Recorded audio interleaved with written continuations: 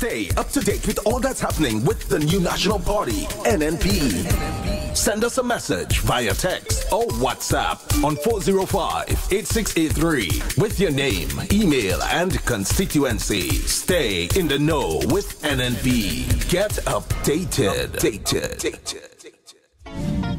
Are you ready? Getting Grenada ready for the next level. It is the renewal of hope with the People's Vanguard, the new National Party. NNP, we moving.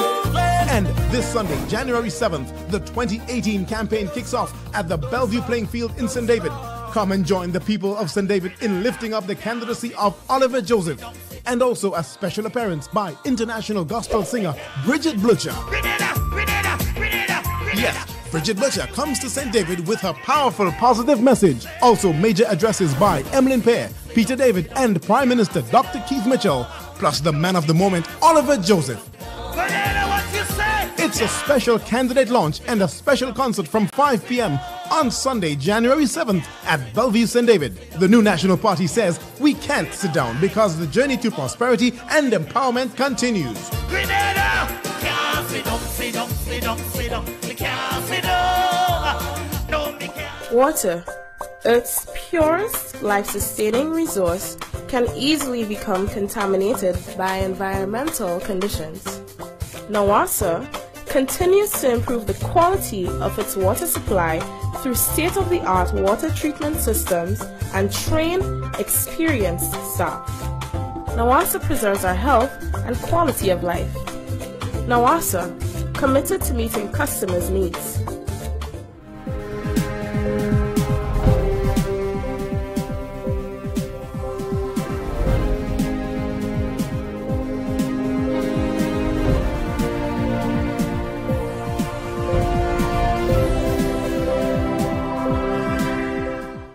A call for all to build on the partnerships for which Grenada is known regionally and internationally. Details to this story and more in the National Report.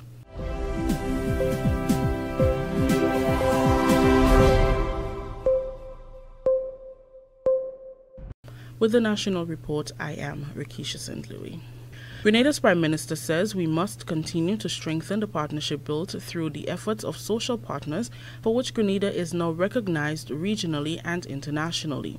In his end-of-year address to the nation, Dr. Keith Mitchell also said we must continue to focus on Project Grenada, since continued unity is key to the empowerment of our people. With our faith restored, we are particularly hopeful about 2018. How far we can go, we know, is largely dependent on our ability to keep this united front we have built. We must not and shall not detour through recklessness and wild ambition from this path. Not test faith via speculative experiments. Nor must we take our successes for granted. The CARICOM community is embracing 2018 with the aim of becoming the first climate-smart, resilient region in the world. Incoming Chairman Haiti's President Jovenel Moïse says the absolute necessity to create a climate-smart region is clear, given the effects of climate change which have brought droughts, mega hurricanes, heavy floods, and the unusual weather patterns. These, he says, adversely affect the region's development. Details in this report. In his New Year's message, incoming CARICOM Chairman Jovenel Moïse said the social and economic gains that CARICOM has made individually and collectively must be protected against the onslaught of nature, especially since it bears a disproportionate share of the consequences, although its production of greenhouse gases is practically nil.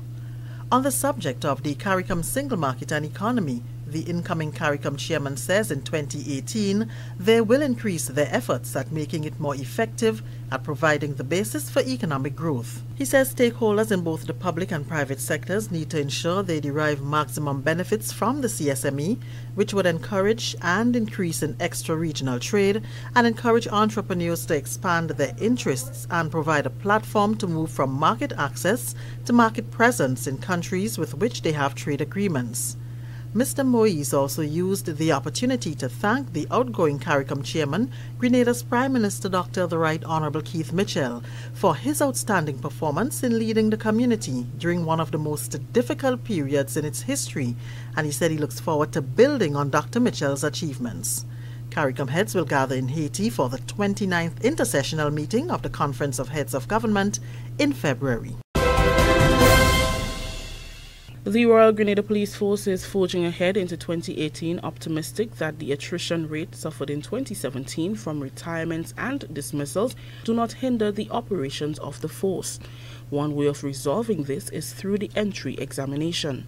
The 2017 examinations were held at various centers throughout the island from December 21st to the 28th, with females dominating the exam's registration on both mainland and in Carriacou.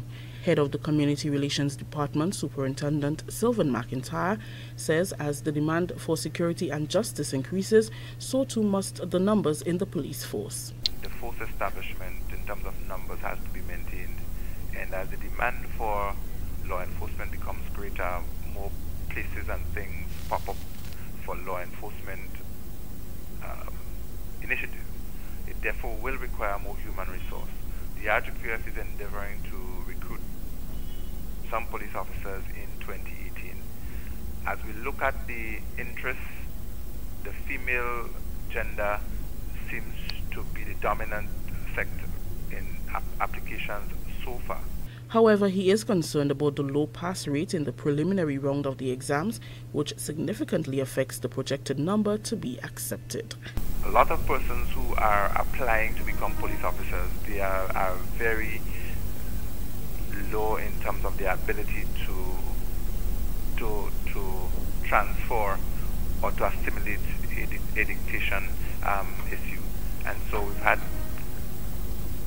something like over 60% in one of the centers not being able to go forward. Our trust in trying to engage the right people. Policing is about listening and transferring information, knowledge, and everything else.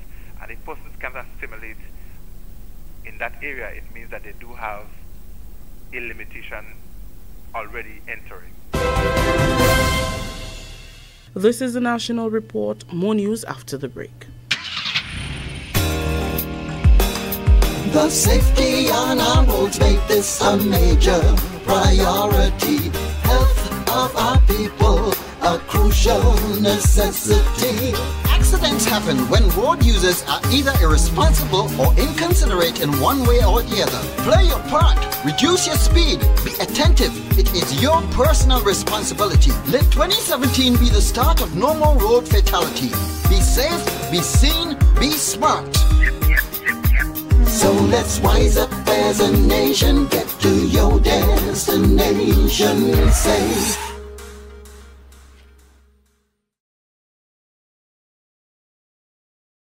The Child Protection Authority's All Against Child Abuse campaign train makes its next stop in Carriacou next week. The ACA is a psychoeducational project aimed at eradicating child abuse through information education campaign. CPA's Director Yvonne Dabrio says the Sister Isle will be educated on the serious issue that plagues our society. Our intention is to launch ACA in Carriacou. We are looking at the 12th. That's what we are contemplating. I hope it will work for the 12th. If not, it will be the week thereafter. So what we are saying here is that, yes, the challenge is great, but it's a challenge that the authority is prepared at all costs to champion, and we are looking for champions of ACA. It's not going to stop with just the launch. It's not going to stop with just one or two community activities, but we plan to have this taking place continuously, having all of the stakeholders on board. Dabrio is hopeful that before year end, urgent attention will be given to pending abuse cases by all stakeholders. She said hosting a national case conferencing is the best way to move forward with such cases. We can have a national case conferencing committee. We're talking national. So there are some cases that are very difficult. They are very complex. No one agency can work it. And most of the cases that we deal here, even this morning we were discussing some cases, no one agency. Health, we work very, very closely with the Ministry of Health, the social workers and so on. Well, the police, we part and parcel, so to speak. So there is that. But we do have some shortfalls. 2 sessions have already been held in Grenada at Tivoli St. Andrew and Vincent's St. David. And finally, 5 Grenadians are included on the Queen's New Year's Honours List for their contribution to education, business and other areas. Those awarded under the Most Excellent Order of the British Empire Civil Division are Sister Maureen Alexander, CBE, for Service to Education, Mr. Andre Sherman, OBE, for Service to Business, and Mr. Cecil St. Louis, MBE, for Service to Education. Mr. Adrian Blackman and Sergeant Lawrence Francis have both been awarded the British Empire Medal for community service. And that's the National Report. I am Rikisha St. Louis.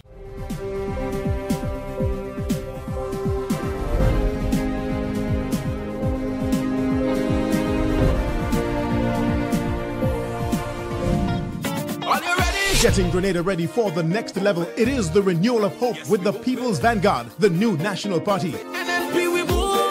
And this Sunday, January 7th, the 2018 campaign kicks off at the Bellevue Playing Field in St. David. Come and join the people of St. David in lifting up the candidacy of Oliver Joseph. And also a special appearance by international gospel singer Bridget Blucher. Yes, Bridget Blucher comes to St. David with her powerful, positive message. Also, major addresses by Emmeline Pear, Peter David, and Prime Minister Dr. Keith Mitchell, plus the man of the moment, Oliver Joseph. It's a special candidate launch and a special concert from 5 p.m. on Sunday, January 7th at Bellevue St. David. The new National Party says we can't sit down because the journey to prosperity and empowerment continues. Grenada! Can't sit down, sit down, sit down, sit down. We can't sit down. Don't mind being controversial. In fact, we love it. and you can join us. Yeah, it's fun. Yeah, the gospel section there. Yeah.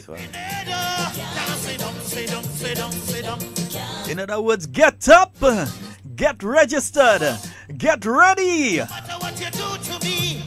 You definitely know it's gonna be in the year 2018. You definitely know the limited time left. It's coming. There's ought to be no reason that you're not registered right now. Remember, you can go online.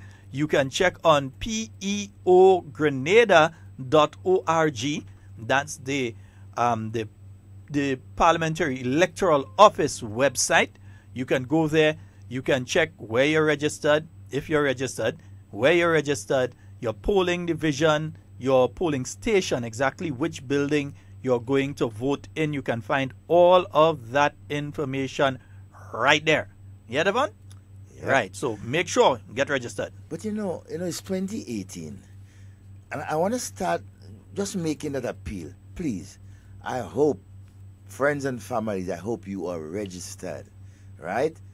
And that appeal now goes out to all those of you who have not yet gotten registered. You got this week to do it. You got up until Friday to get registered. Talk to your friends, talk to your neighbors, your brother, your sister, your girlfriend, your uncle. They're not registered, they got up till Friday. Make that a promise. You maybe know something I don't know. They have up until Friday. They have until Friday. All right. Well, if you say so. Take it from me. What I can say is this. Get registered. Don't wait. Don't wait. Don't be left behind and say, oh, if I had known. Get yourselves registered. Yeah, police officers, get yourselves registered. Prison officers, customs officers, immigration officers, Coast Guard officers, get yourselves registered. Teachers, public servants, get yourselves registered. You all know it's only one government that does make the payment. So it's only one government till it does get trouble, and it's our understanding. Exactly. We understand that different unions will give trouble under a new national party government. And you understand that because they know the new national party government is the only government with the capability to pay them. So that's the only one they're going to look to get trouble under. Of course, Bandre, behave yourself. For this kind of thing I hear you getting on with day. This kind of thing about looking for solidarity, port workers and all kind of behave. Right. Behave. Okay. Now is not the time. Now is the time to continue the development of Grenada. Right? Now is not the time to reverse on the benefits that we have accomplished. Right? And Grenadans, I mean, I know you paying attention. You know what had been and you know what is. We can't go back to 4 or 5 years ago when our economy was stagnant. You couldn't move, you had to reverse gear. Right? And we know now how buoyant it is, how the movement of our economy, our people. We have seen that over the last 3-4 years. Grenada is moving. Ain't no stopping now. Yes, and that's why we can't sit down. Can't. All right? Yes, And New we National not sit Party down. members, each and every one of you. And those of you who may not be members of the New National Party but love Grenada, yeah, you can't sit down. Now is the time. Get on up. Make sure that you put your house in order, because I can tell you the house of the New National Party is in order and we are ready. Ready to go. Whenever the Prime Minister decide he ready to call it, we ready. I say we ready. Devon, I say we ready. We ready. We ready. We ain't telling the doctor call it. We know we ready. We ain't like a group of people who last time, we ready now. We ready. We ready now and We lose ready. 15 nil. No, we ain't them. No, No. we don't operate That so. ain't gonna happen. You go, we ready now. Yeah. We ready now. We ready now. Yeah. You go take it to them. We Yeah. ready now. They're ready. They're ready. But and you if know you what? happen to them, The Grenadian people 15 was nil. not ready for them. The Grenadian people rejected them in well, we know they have a 2013. leadership problem and other Yeah, things. that You know, we definitely, know you all have got a leadership problem and other issues. Serious leadership problem. Yeah, and people in New York who would prefer a lady to lead the party and I all that so. kind of thing. But meanwhile, remember, we can't sit down. No, me can't sit down. And just remember, Miss Bridget Bludger, she is going to be at the Bellevue playing field on Sunday at the New National Party rally. And as you begin the year, you have to begin with prayer. So indeed, we're going to have a little gospel session inside there at that rally. The Honorable Emlyn Pear, she'll be speaking. Senator the Honorable Peter David, he'll be delivering an address. And the feature address, by Prime Minister Dr. the Right Honorable Keith Mitchell. And indeed, remember, who is the MP soon to be returned for the area? The Honorable Oliver Joseph. Yeah. So more licks to share. You see, More licks to share. We like an old-time teacher with a tambran whip. Lick sharing. And they keep talking about, we go win St. David. But the amount of leagues that go share in St. David, you're telling yourself that it's about 3 constituency in 1 voting for Oliver Joseph. See? Because that's the man of the moment. That's the man that will deliver for St. David's. See? Leadership. That's what St. David's has been yearning for the longest while. Leadership. Somebody to take them and move them. And that is why we can't stop moving. Can't sit down. Yeah, man. We can't sit down. down. Yeah, the same set of people and them that used to run them out on Mr. Michael let complain how, he passed on baton. He passed on baton to who? Hypocrite. Pass on baton to who? After he go on the event, you remember where they had the event, the alternative event? On the beach. Devon, you were there? I was there. Right. You know what the Stabbing with the bat. alternative event was? All kind of thing about Mr. Michael let. All you come in and play like how Ollie and Mr. Let hand over thing to all you. Hypocrite and liars. Yeah. But Mr. Let was a man of principle. He understood that, look, when the party makes a decision, right, you honor it. When a decision is made by the party to go and have an event for the party. God bless his soul. And he did. On that day, that Sunday, as the parliamentary representative for St. David's, he ensured that he came to the party event. Come and play like they didn't like him. And they Somebody like run him, them out on the man. stabbing him in the back. Run them out on the man and all kind of thing. And all God come bless in his and play. soul. All you playing like if all your soul like him. I don't Trying like man. for the hypocrite. The same way they're speaking about. And I want the people of St. David to remember, Because some of us, we just have kind of short memory when we're ready. So that's why we just had to play thing and say thing and all kind of thing. I want the people of St. David to remember, that the same type of treatment that you hear they're giving Senator Peter David right now, that they're throwing on Devon right now, and the foot soldiers, people like Cammy and Scott Bartholomew and Messi, and all of the other individuals, my good friend up there in Southeast, Dixian, the same type of treatment and words they hear they're throwing on all of these people and them is the same type of words that was throwing on Mr. Michael Lett. Oh, yeah. That's the same type of things they were saying about him. That's the same man they had all kind of things to say about. Now they're playing like if them and him was so close when he passed to the great beyond. After they say all kind of thing about him, now they come in and play. They say all kind, don't worry, I'm going to play, not today, but I'm going to play some of what they said about him. When people like Glenn Noel stand up on the platform and call them traitors and said all kind of thing. Now they're playing like if, they were so in love with him and this and no. We're going to remind people. Yeah, we will remind people of the history of the leadership of NDC, the present leadership of NDC. How did they get there? What did they do?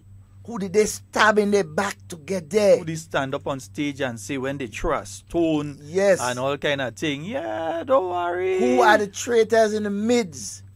Who withheld money from the party for their own selfish gains? Somebody calling already, And so, these are the things that people must be reminded about. We taking a call? Let's take the call. Yeah, somebody calling. Yes. And we lose the call. Yeah. Caller, you forget yourself? Yeah. These are the things that we have to remind the people of Grenada and even you, the supporters of NDC, who think that you have confidence in the present leadership. No, it's a myth. Yes, man. I see a man saying if it's a bus, bring it. See, because in my view, the present leadership of NDC, I would call them traitors of the cause. You see, but we love them still. Yeah, but we love them still. They're all Grenadians. We love them still. You know, because they stab each other in the back. They stab persons in the back to get where they are, to be elected as leader and deputy political leader and chairman and all these other things. These guys hatched a plan in 2009 to get rid of long-standing executive members so they can make a grab for power. That is why you have Venus in Bucknell as a political leader. When the executive of the party in 2009 decided that, look, we are going back with the same slate that we won the election in 2008 with. But lo and behold, on that day, the hypocrisy and the treachery by some members to install others. Now we see the result. Good morning. Good morning, Sheldon. Good morning. How are you? I'm quite fine. Just letting you know I'm here. And you'll see me. I have the cold. Somebody on the terminal get a surprise. Somebody on the terminal get a surprise. I know. Well, considering minus 22, I would have come to 34 and 35 and 36 any day. Minus 50. Minus what? 50 when I left. Darling, welcome home, eh? Thank you so much. Don't rush off. You, okay? Don't rush off. No. All right. It was cold. Tell Matthew good morning. I will. All right. We'll talk. Okay, my dear. Hi, Devon. Hi, good morning. Have a nice day. You too, and welcome home. Thank you. All right. Bye. All right. Wow. Minus 50, you know. So what are you doing out there? No, that may. But my glasses go frost over. Sweet Grenada. Watch. And to imagine that we have many Grenadians that are out there right now in that minus 50. And some of us back here in Grenada don't appreciate when they do something for us. Exactly. That is always a problem for me. Imagine minus 50 and minus they're 50. There working. Yeah, they can't say it's minus 50 degrees, we're going to stay home, you know. Not like some of us here. Minus 50 and you have to be to work and on time and perform the same way you perform as in when sun's shining and the place warm. Not like some of us, Sheldon, when I look at drizzle fall. I can't get bus now. Rain coming, I can't go to work. Hey, a whole night of rain, Next morning, some rain. Wake up and you say, oh, God, too much rain. I can't go money in the yard. I can't go no way. Yeah. Commitment. Hey, but a little aside, you know, it had an earthquake last night. Well, I wouldn't know. I was dead asleep. Yeah, it had an earthquake somewhere probably around 3-4. Yeah, I noticed a little rock fall. For those of you who are heading from the DeKalb area across where that work has been done there's a little rock fall there. So please take note. Knowing the Ministry of Works, they'd have it cleared up by midday, I hope. Yes. But there has been a little rock fall there. I assume that most likely would have been because of that earthquake. Nearly everybody was sleeping, so hardly anybody would have felt it. A 4.5 earthquake. It was close to Trinidad, between Tobago and Trinidad there. But of course, it would affect the southern part of Grenada. And I'm telling you this because I saw, not that I feel it, but because I saw the information from the regional center. It usually pops up on my stuff, so I saw it there. Yeah, so those of you that heading through that area, please drive with caution. There is a rock fall, some rock fall in the area right after DeKalb, heading into River Road. On the area with the steel railings there is a rock fall in that area. Please take note. Devon, I feel we're touching another tune for them in and between, you know. Yeah, we hyping up the thing. This one dedicated to all Grenadans. Yeah, man, wave your hands. We've got a call online. Good morning. Hello, good morning. Hi, good morning. It's that Sheldon's station. Hi. Is that It's Hard Talk. Senator station? It's Hard Talk. You're live. Yes, I just wanted to say a few words. Go right ahead. And greetings of this season. Same to you. Yes, go right ahead. You're live. Yes, good morning, Senator. Good morning, Mr. Romain. Good morning. Morning. Go ahead. Ignore the radio in the background. Just speak to us on the phone. It's inside and I'm outside, so I should still know it? No, just speak to us on the phone and ignore it. Yes. Okay. Yeah. Okay. Greetings. Happy New Year. All right. Same to you. Same to you. And I'm really, really happy to hear you again. I'm out from the cold. I'm back here. And I want to really congratulate you all for the work that you're all doing. Congratulate the Prime Minister and all the NNP supporters. And I'm here, and I only want to say thank you all for the hard work. I see Grenada is really booming, because even in London now, we have Sky, one of the biggest television and telephone company.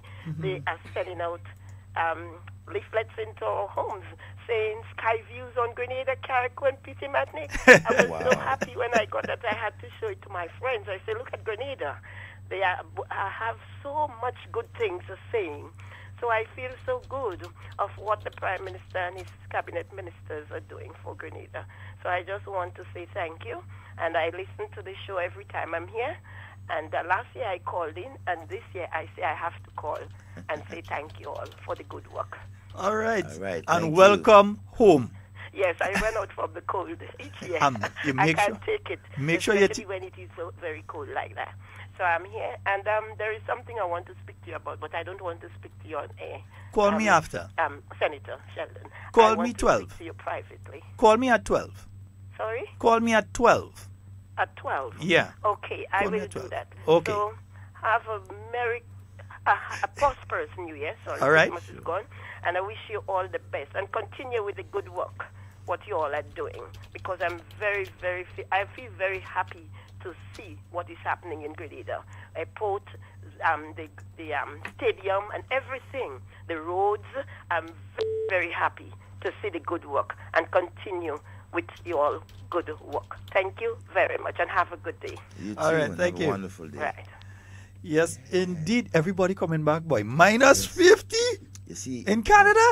and two things that making. Oh God, I'm feeling sorry. Two things making people come back to Grenada right now, especially those Canada, America, England. One, it's very cold, so they're running. And gosh. And the second thing, the kind of propaganda that they're hearing outside about nothing going on in Grenada is they say, you know what? We come in and see for ourselves what is going on in Grenada, because we only hear in Grenada is moving and everything like that, but we want to see it for ourselves. We don't want nobody tell us.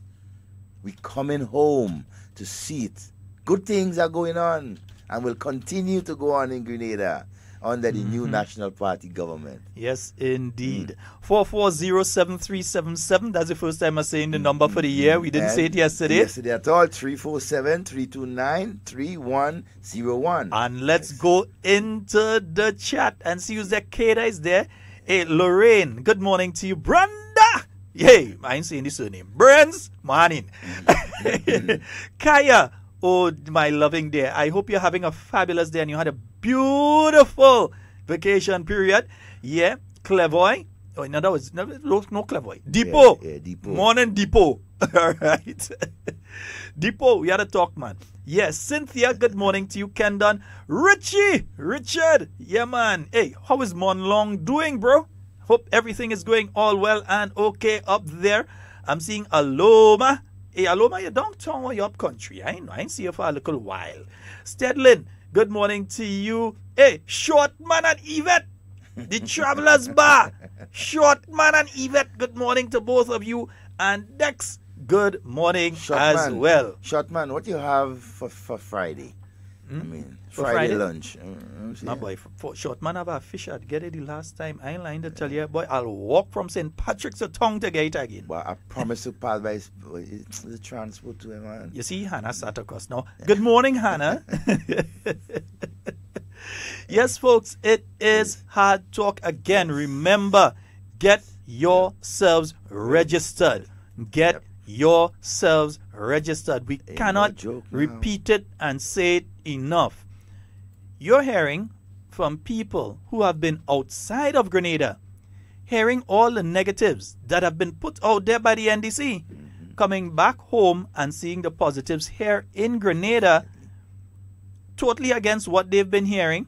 Yeah, the fake news and false news that's being put out there by various means. They are actually seeing for themselves what is taking place in Grenada and the progress that's being made. Yes, we do have challenges. We know. We don't have the perfect road system. No, we don't. I hit a pothole going down the lane yesterday evening. All your belly hurt you. My belly? Boy, all my hair hurt me and all. I feel I want all of my locks because I didn't see it. This one just popped out of the blue. And boy, I don't know, like it has some fellas passing with jacama in the night and putting hole in place that didn't have before. I don't know. But it's a work in progress. But the thing is that it is a work in progress. Before the last administration, they got rid of the asphalt plant.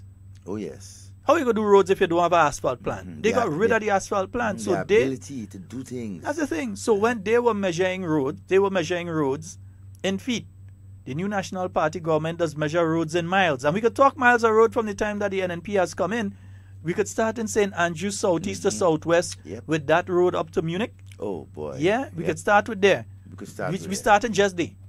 And we could go to the other roads that have been done in different parts of the country. Yes, there is a problem with our roads nationally. One thing the NNP doesn't do is run away from a problem. Fix it. Stand up, face it, fix it. Fix it. That's how we deal with things. Yeah?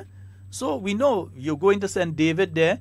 There's that wonderful little piece that has been done in that area there where you used to have to swinging and dipping and coming up and worrying if you won't come out there with one of your tires damaged or your axle bend or some kind of stuff. It has been fixed. Yeah? And even in that same little area in St. David, when you look to your right, you realize the Chinese have done a massive project there. They work day and night on that one. The agricultural project that they're doing there so that they can assist Grenadian farmers with their farming techniques, to improve the output from the different produce that we are producing here in Grenada, to assist Grenadian farmers. So you're seeing that. And just before there, remember you have the factory that is being redone, that is going to be processing a lot of the stuff that comes from the Grenadian farmers. So there's quite a lot that has been done thus far. And we have a lot more to come. Lots more to come. You see, because that's the whole thing is about this government understanding the needs of the people, right? They are doing things, but doing things with what they can afford, We don't want to go and stretch our hands or put our hat where our hands can't reach. Look, I mean, we come back on the roads again. When you invest in the building of roads, it is not money that you will get back. It's an investment, a long-term investment. Government has to find. Technically, okay, back I'll tell you how just now. We have a caller. Good morning and Hello. welcome. Good morning. Morning, Sheldon and Devon. We love her. We love her. Morning. So yesterday I'm trying to get all the line busy. Yeah, first day you know? there. So good morning to everybody and Happy New Year. Happy New Year, Happy New Year to Mr. Watson in Brooklyn. I know it's cold up there, boy. Oh, gosh. And to Zingo. Depot say Mr. morning. Deputy. Patty's here in Grenada. She walked night. You know? Well, you know before Cathy me. and Cox in Brooklyn, she's cold. So Happy New Year to all you guys. Mr. Scott. Yes, my love. Something is troubling me. And I have to say. Otherwise, Mr. Shower. Now, Mr. David have his people in the town of St. George. All supporters. And they move on with the NNP now. And you know something? That for that Christmas that's gone, they had hampers given out. And you know the people in the street are talking about all supporters who have been behind that man. They don't give them a little harm, nothing. Oh, no. And that is not so nice. And they're complaining about it. And the people are upset. I'm calling him. We go fix that. The people that give all the things in River Road, they refuse to give somebody. The man all supporters. They will vote for him still, but they're very upset of the way how they treat them. And that is not nice. No. You understand me? We can't. And I'm glad it come up my chest. And I know they're listening, and they forget the people in Granville Street, the elderly people that's supposed to get a little harm. They was depending on that. They never give them.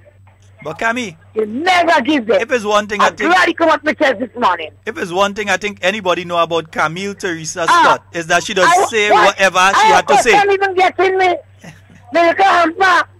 I don't get nothing. No, I don't think nothing. Because the girlfriend brings something from Canada. And I thank God for her. But the other supporters, we used to leave, we work and done. And we stay behind that man. Up to this day. And the people that give to give all the things, they keep it for themselves and they give it friends. What about people in the town of St. George? In Granville Street. It's only that one road, people go vote for Peter. Yeah? Mr. Scott. Yes, ma'am. That is not nice. Nope. Everybody must get piece in the pie.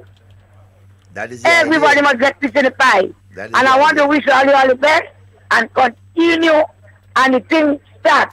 Yeah. From January this month, the thing campaigning. Can me somebody give me something to give to you? I just have not. And you don't treat me nice to know that, Scott. You don't pass and look for me, Julia. And Julia, you don't pass. I'll let you know have it. I'll let you know have it too. Don't do that. I'm your friend. And don't let nobody lie me for you. I'm your friend. Camille, up to yesterday. I'm your friend. The first thing I do is apologize yesterday. Yeah. You know, and I tell you why. I don't let nothing on you, know. Oh, God. I'm for real. I'm not something like some other people. Straight They're up. singing a ton and a ton. Straight up, hard talk. A ton and a ton. He ain't going back From the time they saw Peter, a gone day with him. And they leave me out too. And that is not nice. Happy New Year to the minister. I listened to the press secretary yesterday morning. Happy New Year to her and everybody. All right, and all my friends in America. All right, Cathy and Cox, everybody. I get all of you green peas. Yes. Real green okay, peas. but dear. Yes. Have a nice day. All right, darling. Take I don't care. know the strike yet, so I don't know what do them in Green either. The strike by you? The strike yet. Them want none them. Oh, yeah? I don't know what they want. Don't worry, man. The I terminal don't go know what they run. want. The terminal go run. They might realize we might need I don't know what they want. We go keep moving still. Later. NLPI. NLPI. All right. All right, darling. Later. Ladies and gentlemen, if you didn't know before, that's what you call hard talk. Hard talk. No, Camille, serious. I told you, I did not come into town. This morning I passed. Your place was locked up she when I reach passed. it. Yeah, I passed this morning and you were locked up. But I did not want to get tied up in that crowd in town. I really didn't want to get tied up in that crowd. I barely pass in town and just collect something and out again. Out again. Yeah, because parking was a problem. And then if I had to take a bus and come in town, it's a long time again. By the time you come through the tunnel or the pass over the hill, it's a long time again. Because they had blocked off that other street when you're coming down Halifax Street. Not Halifax Street. Yeah, that's Hillsborough Street. Hillsborough. Okay. Yeah, they had blocked off a part of the street there. And Yes, so it was a problem vending, to come into town. But don't worry, I have something I have to pass and drop for you. Yeah, a man give me something. He say, bring that for Cammy. Street. Right? And days now I have it there, I can't reach. All right. So we are now understanding that, as Cammy just informed us, that the wardens and the Port Authority. I do know that this morning the Technical and Allied Workers Union was attempting to broaden the strike so that they would have approached the workers at Grenlec. They would have approached the workers that work with Port Authority that are connected. You know, some are connected to them. So the workers at the Port Authority, which includes the people who are the wardens at the terminal. They are also part of TAU. Yeah? My only thing is this. Why would you go through all of that at a point in time when you have thousands of visitors onto the island? Why are you going that direction? And especially when, from all indications, what has been put forward by NOWASA seems to be a very juicy deal. So compared to what a lot of people gain. I mean, good morning and welcome. Yeah, morning, brothers. Good morning to you, my brother. Happy New Year, man. Happy New Year to you and yours. Yes. Happy Old Year, Happy New Year, Merry Christmas, Happy Valentine, everything in one. Yeah, and Happy New Year to all your listeners and those both NNP supporters and NDC supporters. I just going to tell you. Well, even the people that don't support no party tend to come over, and those who came over in the past to the NNP. So Happy New Year to everybody, and I'm sure I'm more confident than ever that this year will be an eventful year, and we'll be celebrating our victory. So I have no fear over that. I'm more confident than anything else. Yeah? So what's up? We good, man. Okay. We good. I hear you say it have a song in St. Mark. Make sure we get it, eh? Yeah, we had to get a guy by Poker. Yeah, we need this up. Poker, Devon, have a song. He said, no Kit Mitchell, no Grenada. We had to get a man and let a man record a tune. But let me ask you a question, because I think it's important. We have a lot of people who are listening to this program regionally, internationally. I'm seeing all of them on the live here, and I'm not just talking about Depot and others and so on. I'm seeing a lot of folks from overseas. Oh, before we go forward, I'm seeing a message here from Carol Taylor. She's saying to please say Happy New Year to the Aban family in Bethel, St. Paul's, from Carol over there in Barbados. So Carol, good morning, and good morning to the Aban family out there in Bethel in St. Paul's. Now, you've been involved, Devon, with the BNTF, and I'd like you to tell us what was the state of the BNTF just before the last general elections in 2011, 2012. What was taking place at the BNTF, and then what took place immediately after election? Well, basically, it's funny you say that, because we went to just before Christmas, I went to a workshop in one of the Caribbean islands, and the Caribbean Development Bank had a presentation. No, it was not it was in the stadium. Sorry, in the stadium. Yeah, that was just before Christmas, and they showed a graph. But you know, those people are very professional, so they wouldn't tell you what country, and they would have shown between how the state of activities in different BNTF region in islands were. And one of the islands, they showed that from 2009 to 2000, end of 2000, just around starting of 2013, there was no activity, all right? And from 2013, there was a height. You could see the leap in activities, and you saw the graph and so forth and so on. So you know that was Grenada. But they didn't say, but we know. Because, I mean, we live it. You know, we in BNTF, we know that nothing was happening. I could tell you straight up. that the bank almost, thank God that NNB take power in 2013. The bank, all the Caribbean Development Bank, were ready to take back funds from Grenada. In other words, we would have compromised our position. We were not, in Grenada, we were not adhering to some of the agreement signed with the Caribbean Development Bank. And basically nothing was happening. What we were doing basically was just paying salaries. I mean, where I work, I'm not in a position to initiate anything. Mm-hmm. It has to be initiated from the top, from the project manager standpoint, from the Minister of Finance standpoint, and then it trickles down to us where we do the groundwork. We go in the field and get the projects and get approval. But if the first part of it is not done well, and if certain agreements are not signed properly, and if we don't abide by the agreement signed with the Caribbean Development Bank, nothing gets done. A matter of fact, I believe the government was ignoring the bank, and some of the bank's requests. So it was a lull in activities. Nothing happened. I mean, I hear a guy on Kem Jones. I'll deal with him. Election coming. All of them, Kem Jones, have all the answers to issues, and he was coming to work. He was working for over $5,000 a month, and every time he come, he vex because Nazim brought him in BNDF. And he come and say, nothing to do every day. I just come in and sit down, nothing to do. And at one point he was saying things like, Nazim is a piece of shit. Nazim is a piece of language. Yes. No, I just said it. I mean, I was just saying that. I just reporting. But that's tell you the frustration. Even their supporters had at the time. And after 2013, you find when Dr. Mitchell came in, they quickly engaged the bank, the Caribbean Development Bank, and sought to get the BNTF running again. And so we'd have had projects. If you went back to the budget presentation, you'd have realized in 2014 we did about 17 projects. And from back then we'd have consistently been doing projects. Mm-hmm. And so while they're saying, and I do laugh them, those projects they had in the pipeline, they were not in the pipeline. I mean, absolutely, the little that was done, we had to probably go and do it over and get it right and so forth and so on. In other words, when it's on the pipeline, you just used to get air coming out. We had a project manager at the time who came there through the former Minister of Finance, and he didn't care if he come and can't find Paki going home, and those are the kind of things that when the bank call to speak to higher management, that they can't find nobody.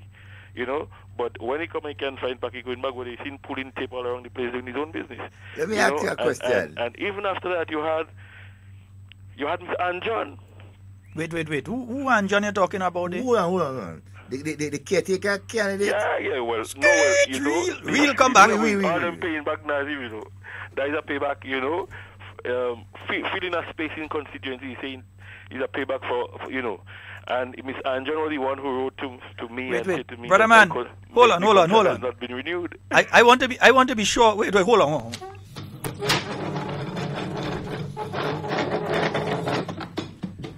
Come again. I had to draw my Marco bench there. I wanted to be sure is the Anjan who is the candidate for St. Patrick East you're talking about it for the NDC. Imagine all of us in NDC at the same time. Okay. Right? All of us was part of the NDC. And I remember when Miss Anjan, I don't know what she was told about staff of BNTF. I remember when we had a meeting and a gentleman in finance asked her if she ready to take the position. Her response was, yes, I'm ready for them. And, I'm part of an organization that we're supposed to be part of, and you come in and say you're ready for them, Miss Anjan. I've said it before, that you find that she came in as community liaison officer, and then they would have manipulated the system to make her officer in charge, which CDB does not recognize a position like that. But they were able to take it to the cabinet.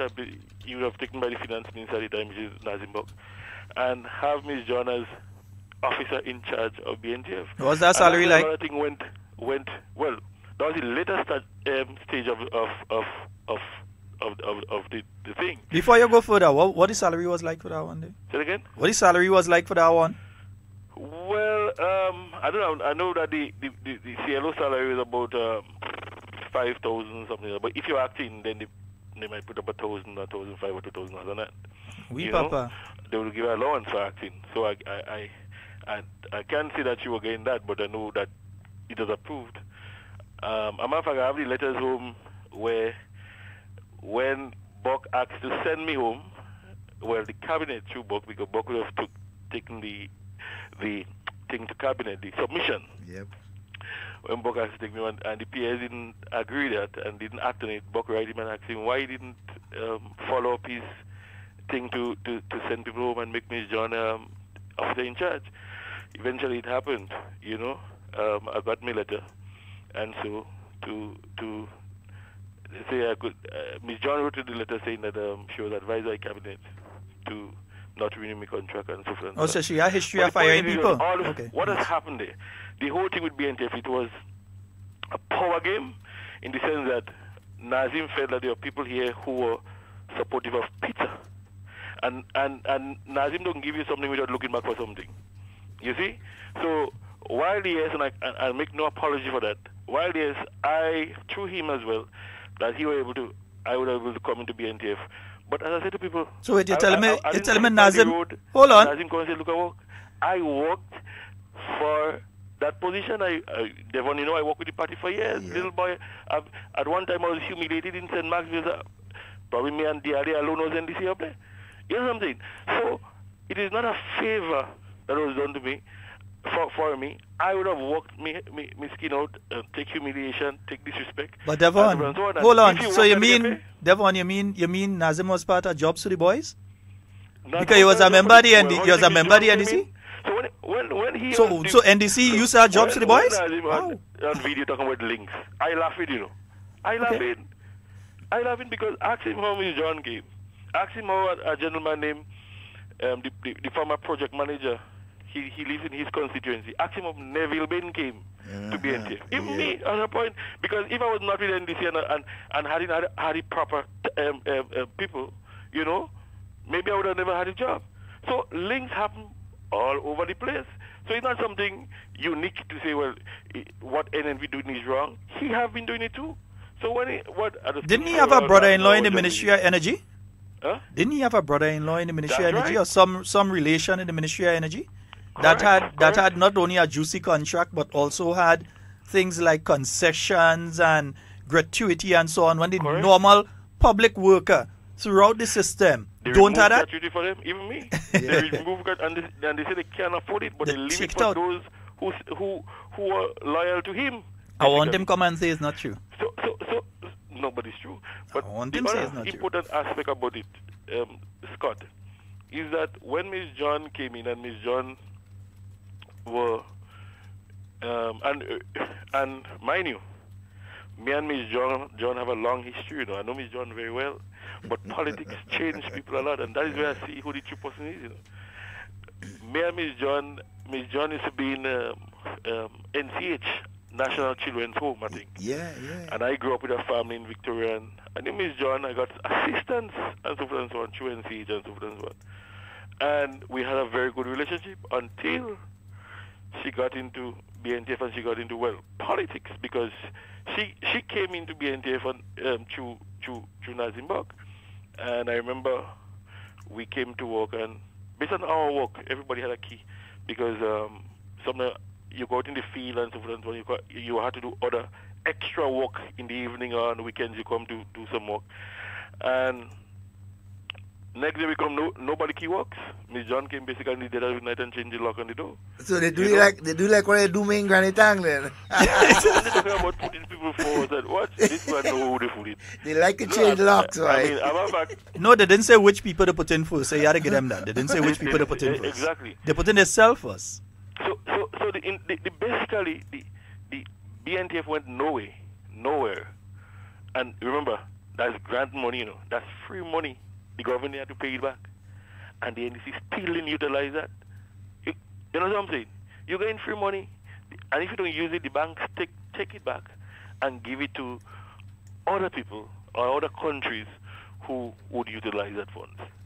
And you had free money and you ain't do nothing with it. But you're talking about you coming to fix things. Well, you know what they're saying? They go mash it up first and then fix it, you know. They say they go mash it up and then fix it. You made a comment about the meeting in St. David's. Yeah. On the beach, I was there. Yeah, on the beach. But everybody, a lot of party supporters are confused.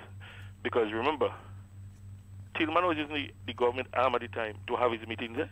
Remember that? Yeah, they was using government, state resources to have those things. To have his Sunday solidarity meeting. Solidarity Sunday. Right? But the party had some another activity in St. David's. So I decided to go in St. David's. I said, I'll go Buddha them. I'll pass in St. David's and I went to Guav. I was a member of the NDC at the time, right? Still. You know, when a few guys meet me there, I could call him, but I won't call him. I'll leave it for another time.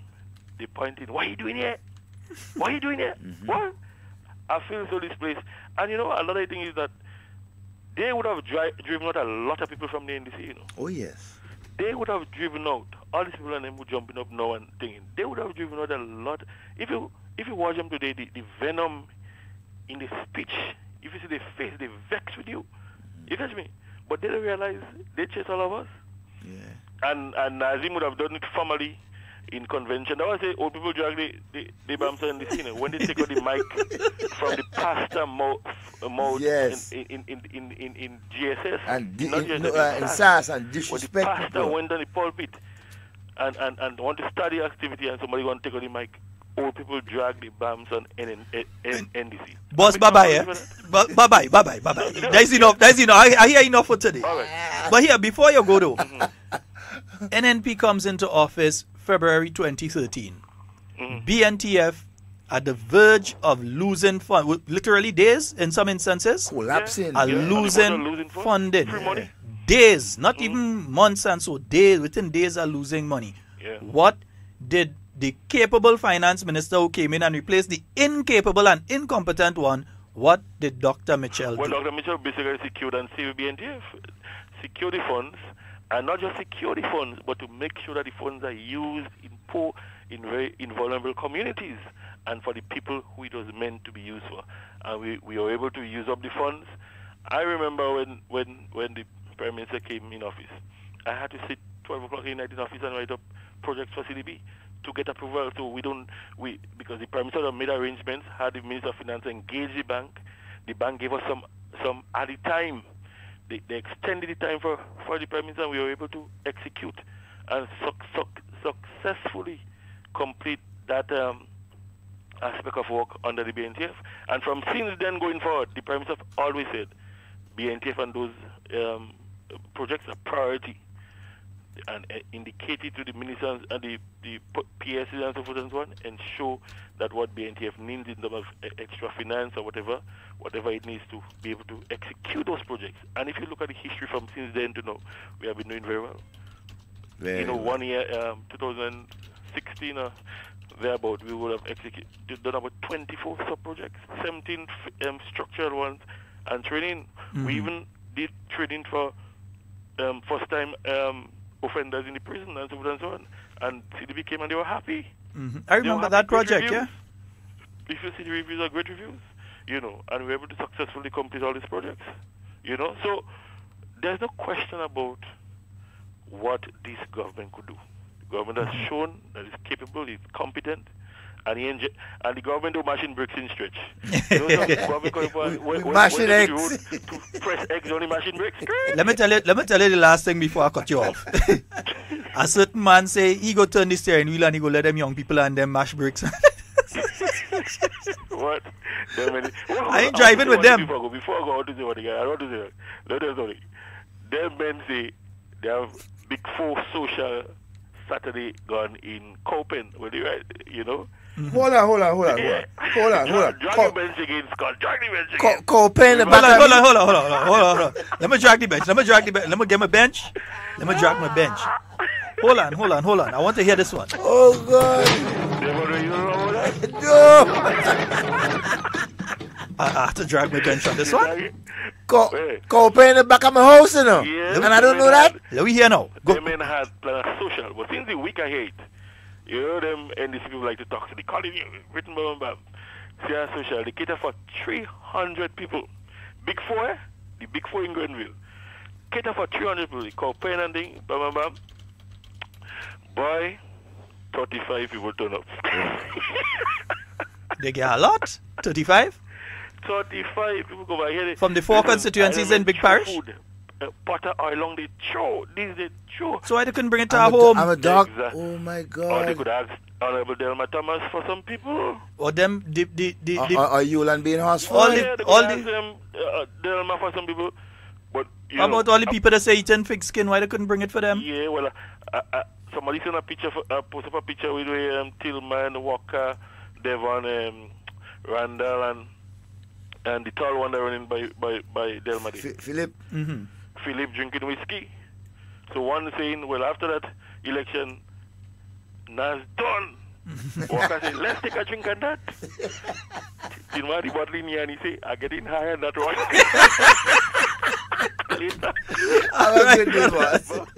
You see, that is let us go and try to put man in legal issues and them kind of thing there. Anyway, anyway, coping activity in backyard and I don't know about it. But if the activity was that small, you just hear when ants walking? I was here when ants walking in the coping, but who couldn't hear that?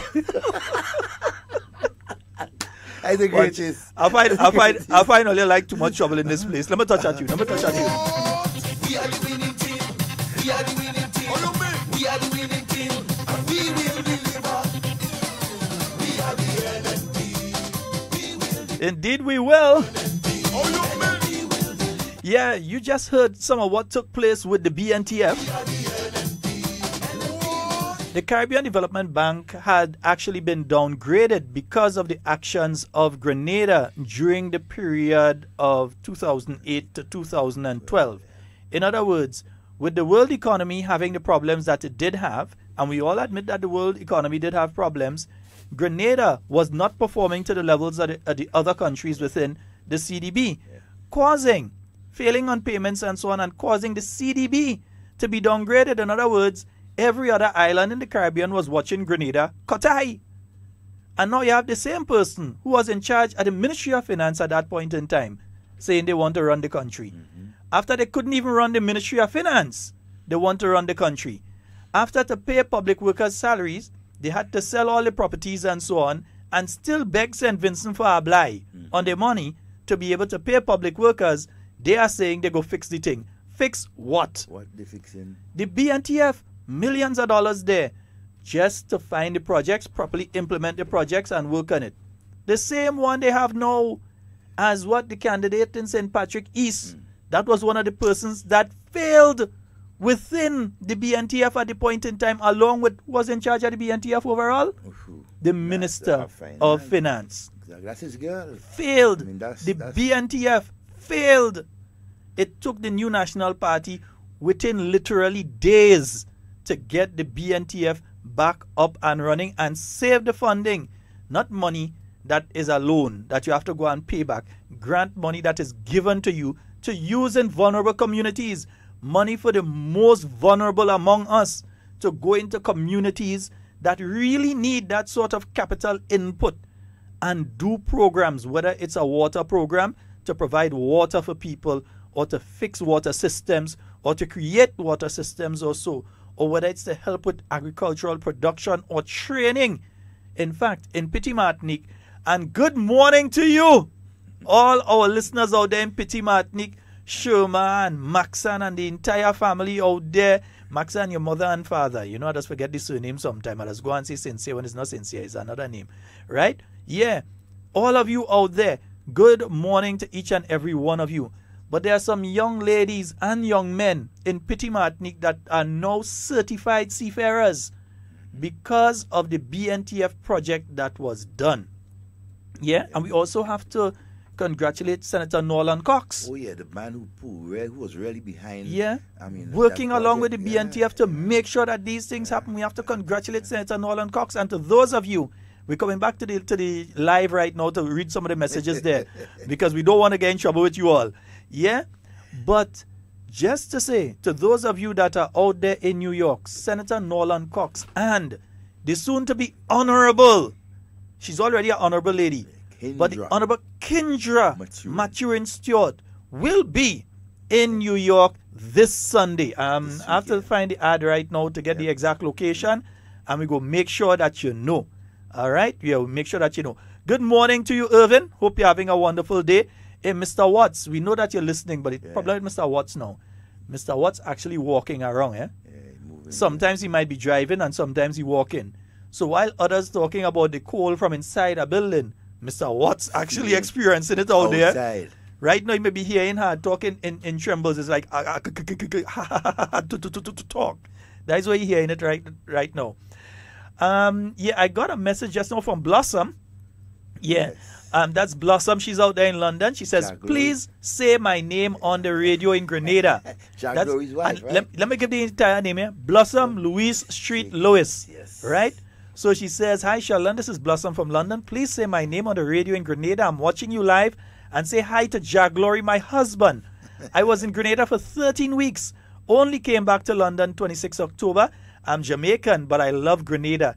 And I'm an NNP, even though I can't vote yet. And I'm listening. Say my name and say hi to your co-host. Well, the co-host read the thing. He read the thing. Hey, Teresa, Happy New Year to you. And she says Happy New Year to all the listeners of Hard Talk as well. Jason Orton, hi to you as well, bro. Nick Francis. Hey, Leslie is on, man. Hey, Leslie, good morning, boss. Yeah, Nick. Boy, you had to see you soon on Nick. You know, you had to fall through. And Chris, oh, it's cold in London, eh? Oh, I know, you're not knocking your teeth. Yeah, I'm seeing Trevor says, Happy New Year, Sheldon and Devon, and to all my family in Union St. Mark. Yeah. Please say happy birthday to my wonderful friend Techie, the driver on Calico truck. Techie, happy birthday. Yeah, boy, Techie. Trevor is sending happy birthday to you. Keith Shepard out there in Trinidad. He's saying there's a woman named Marcia Braveboy in Trinidad. Would you please take her back in Grenada? Keith, no.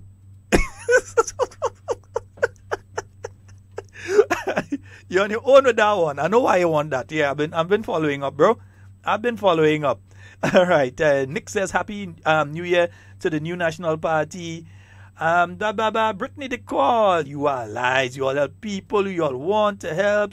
So there's no need listening to you all. Since last year I asked for help with some material, and who is not needing is getting so unfair. Brittany, we understand your problem. We understand your concern.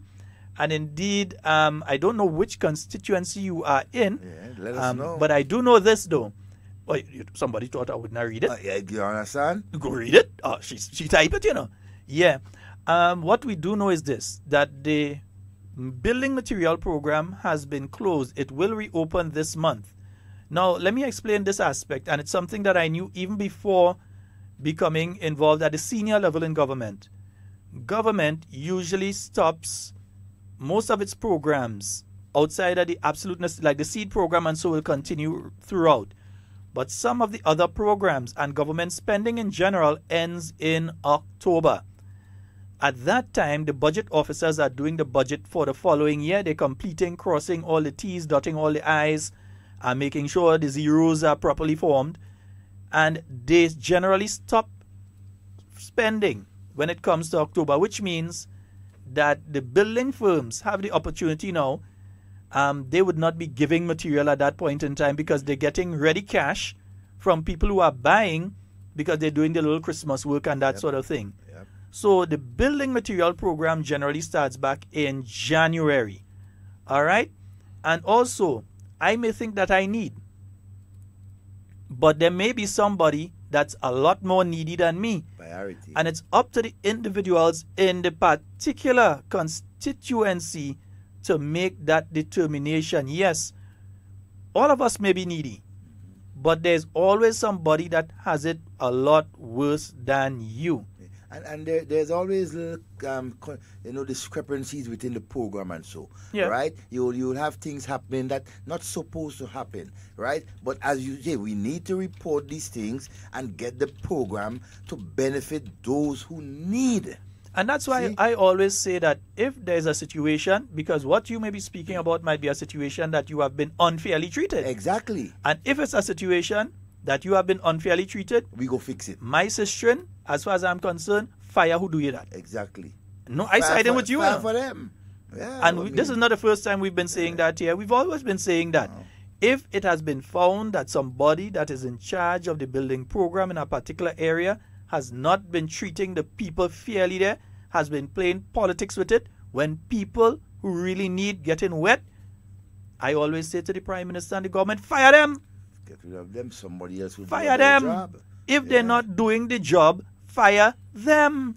Yeah, if they in the housing program, and my goodness, you signed up how long, and you really need this thing, yeah, and you're not getting it, and then somebody who really don't need come and they get it in front of you, then I say for the person in the housing program who been doing that to you, bye-bye.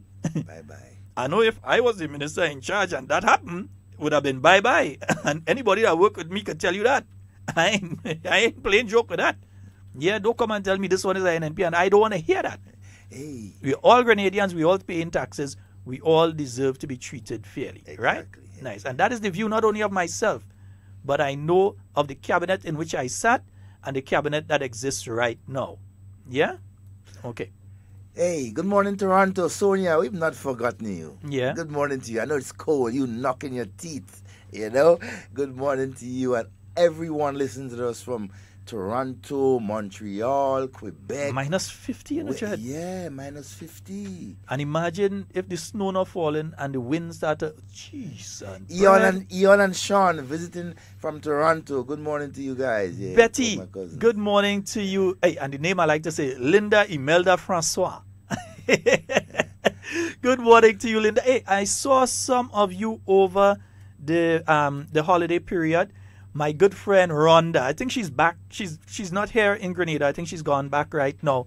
But she always call and say, listen, as I NDC, but I love you. Well, I saw Rhonda in town. I give me a hug. I give me a kiss. I see Rhonda in town. But I know she's an NP. But I still love Rhonda. Yeah. Even if she's an NDC, I love her. It don't matter to me.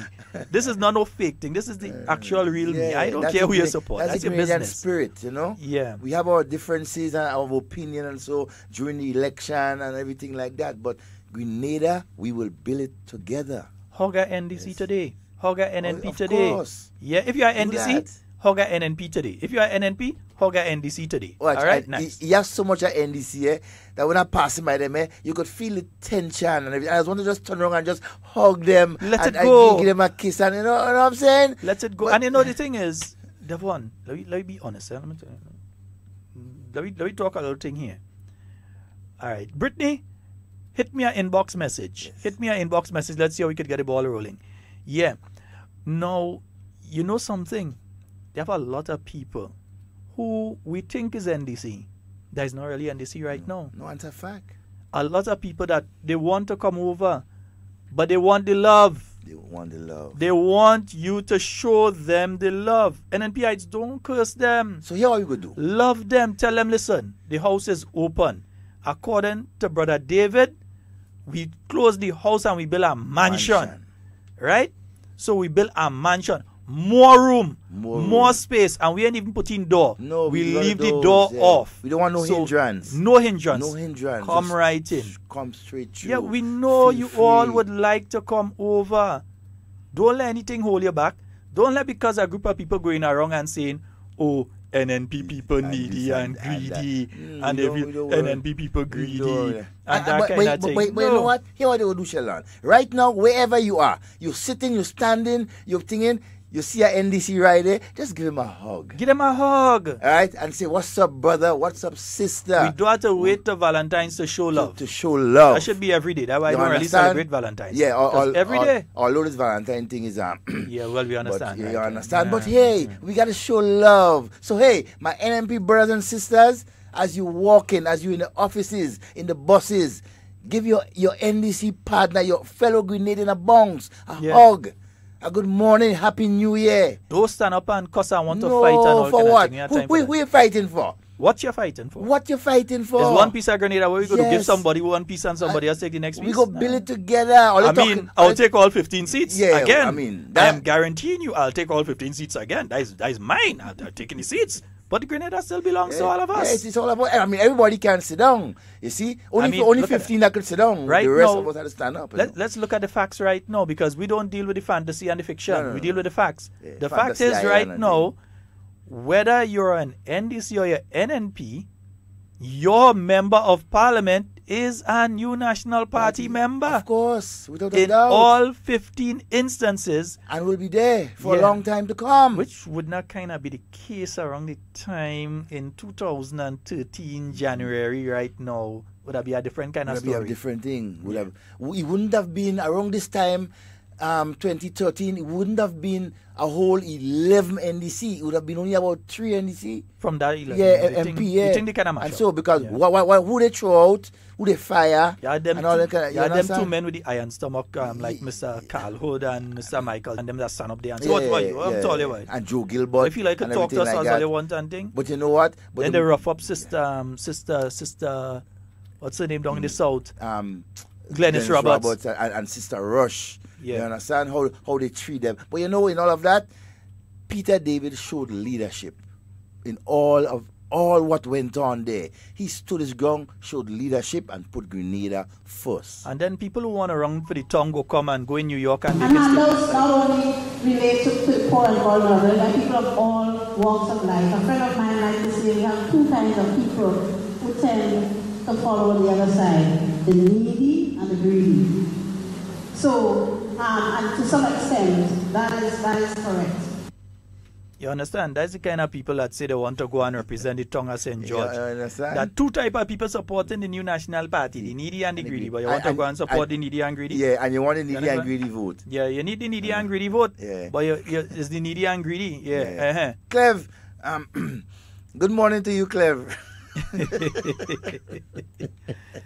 I could tell you something. You wouldn't be hearing that kind of thing from Kindra and from Senator Cox. No, you will not be hearing that from Mrs. Stewart and Senator Cox. They're going to tell you as it is. They will not be coming to you and tell you this kind of nonsense about, NDC supporters, this and that. No. They will preach the message of love, because we don't care if you're a member of the NDC or the New National Party. Yes, we are a New National Party. We would like you to support the same party as we support. Yeah, we would like that. Oh, yes. But you have a constitutional right to support whichever party you want to support, or even if you don't want to support none, you don't support any.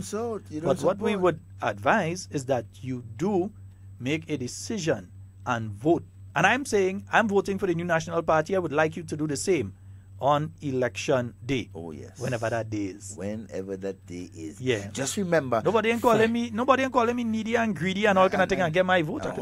They can't come pass around me. You don't insult your brothers and sisters. That's and all want to them sit and people. Dine with them. All the people who vote for Honorable Nicholas Steele last election within the town of St. George. The needy and And greedy. on top of you all the people who are now with Senator Peter David. You're joining all of you all together within the town. You are the ones that they're calling needy and greedy. Yeah. Because you are the ones that are supporting and will return, because Senator Peter David was a parliamentary representative a couple of years ago. He will be returned. And let's take this phone call. Good morning and welcome. I called and tell you what I have to tell you this morning. Yes, darling. And I didn't call because I really need anything. I call and I explain what happened. And we have people that come in and complain from Granby Street. So I already just come and tell me I shouldn't call already. Why? I call back to let them know. And let them know. When NDC the church, Mr. David, was we always there to prop him up and hold him, going to give them strength. Them was not wrong, you know. And these are the people you have to look at. We always there. When they spit him out, take up from seed. So if I call I will leave me alone, eh? Leave me alone. Wrong, man. I want them to know, leave me alone. Hard talk. Let me say what to say. Yep. When NDC is short, Mr. Peter David, what PDC, our my taste, Miss James taste, Miss Pauline taste, and Dr. Thomas and taste, PDC, what with them? They all say, they better leave me alone, because I go say what I want to say, and I will call them in. They keep on the tries. Don't worry. I have all the tries from the granddaughter, they never give. Don't worry. And if I flex, I'm right to flex. Because I was in the end, Peter, I was Peter the other day. So if I tried, I nothing. And they bought me what I have. I don't have nothing. All of them not talking, Mr. Scott. They working, they are the salary getting. I don't work with nobody. So they don't get me back. I don't want nobody call me for that. Don't worry. I don't want to come and call me and tell me to set up. 28. Tomorrow morning I'll call him immediate and I'll call her and then. I don't want nobody get me back. Don't let it get your pressure. Don't let it get your pressure. Nice 2018. Don't let it get your pressure. Do that, man. All right, Dal. Don't worry. We with him thick and thin, and we still there with him. All right, my love. Right. All right. Take care, Don't get me back. I'm going to the Prime Minister for them, you know. I'm going to Dr. Kit Mitchell, I talk to them. Oh, don't get me back. All right. All right, Cammy. Have a good day. Take care, darling. Sometimes she does have to get it off. No, she had to vent. Cammy had a vent. You had to leave Cammy, let Cammy talk. Let Cammy We have another caller on the line. Good morning, Sheldon Devon. Good morning. Good morning, bro. How are you? Hello, how are you, man? Great, man. All right. Sheldon, let us look at the NMP and this year. You remember Ivan in 2004? 90% of the housing unit in Grenada was destroyed. NMP continue to do housing to people, to make people get houses. Right? What NDC did, the friendly government offered 2,000 houses. They say the Grenada housing, enough housing. They take out 1,000 housing units from what the Chinese was giving to the government to help people get a proper home. Right? So you see the difference with the NMP. What NMP trying to get houses for people, NDC giving up. So you see who cares?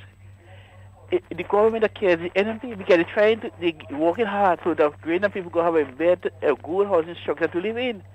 Right?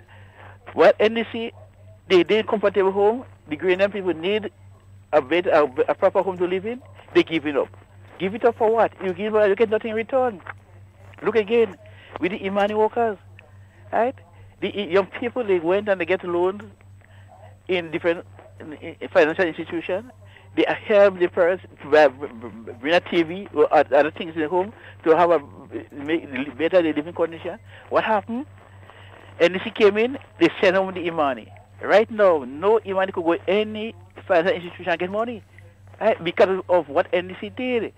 Right?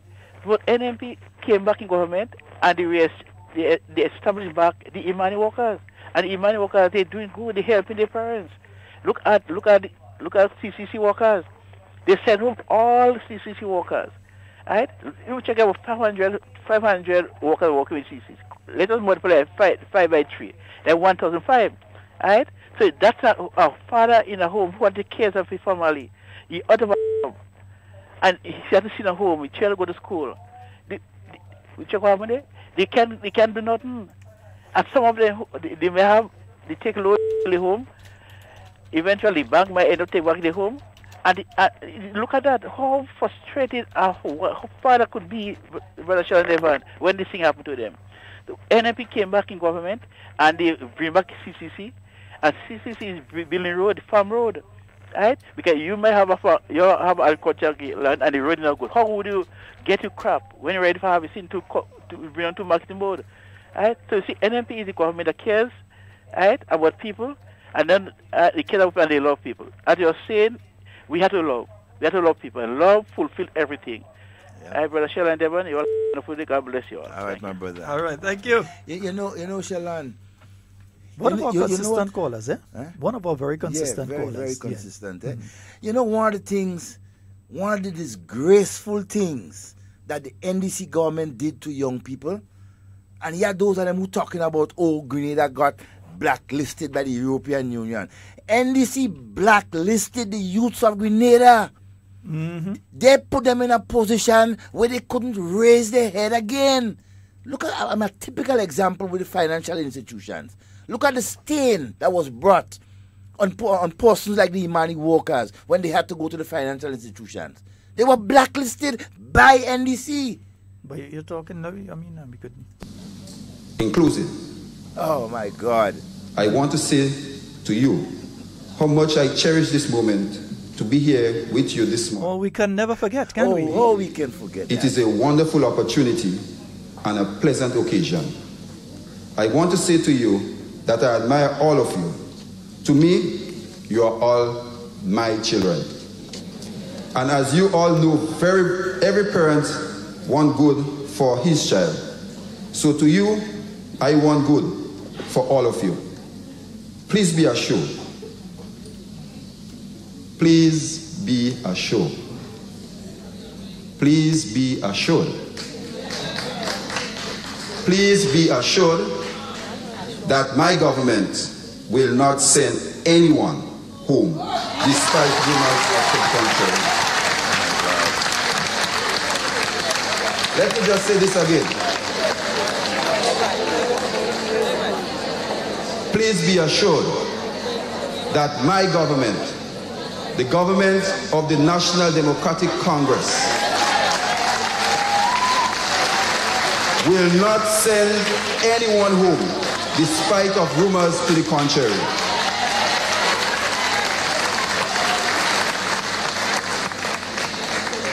And we all know how that ended. Yeah. All of them. End of year 2008. Yeah, everybody was home. Everybody was home. And you know, the caller before, you also spoke about giving up houses. Yeah. Let's see, you know, somebody does with us. Brothers and sisters, in 2008, after receiving the instrument to be your Minister for Youth, Empowerment, Sports and Culture, I made mention to the general public in Grenada and also to the people in the diaspora that I came upon a document that would have spoken to and gave some details on the construction, or the design and the construction of a national stadium, i.e. track and field and football. I can also recall that during that process of 2008, or during the period of 2008 to 2009, myself and the policy advisor at the time, Brother Fullerton, would have visited the Chinese ambassador on 4 different occasions with 4 different permanent secretaries to discuss the issue of the national stadium. And brothers and sisters, as the record will show, that the ambassador at the time said to us in no uncertain terms that he cannot honor what we brought forward to him because there was no signed deal on the stadium. And that was the truth then, and it is still today. So we proceed through the guidance of the cabinet, and if I may state here, there was one senator, Senator Glenn Noel, who was the minister responsible for housing, made mention to the cabinet of Grenada at the time in 2008 that it could have been a good idea if we asked the Chinese ambassador to defer on the housing project, and the monies that we would have saved from that, we're going to use it for the construction of the national stadium. The Chinese ambassador would have agreed to the recommendation.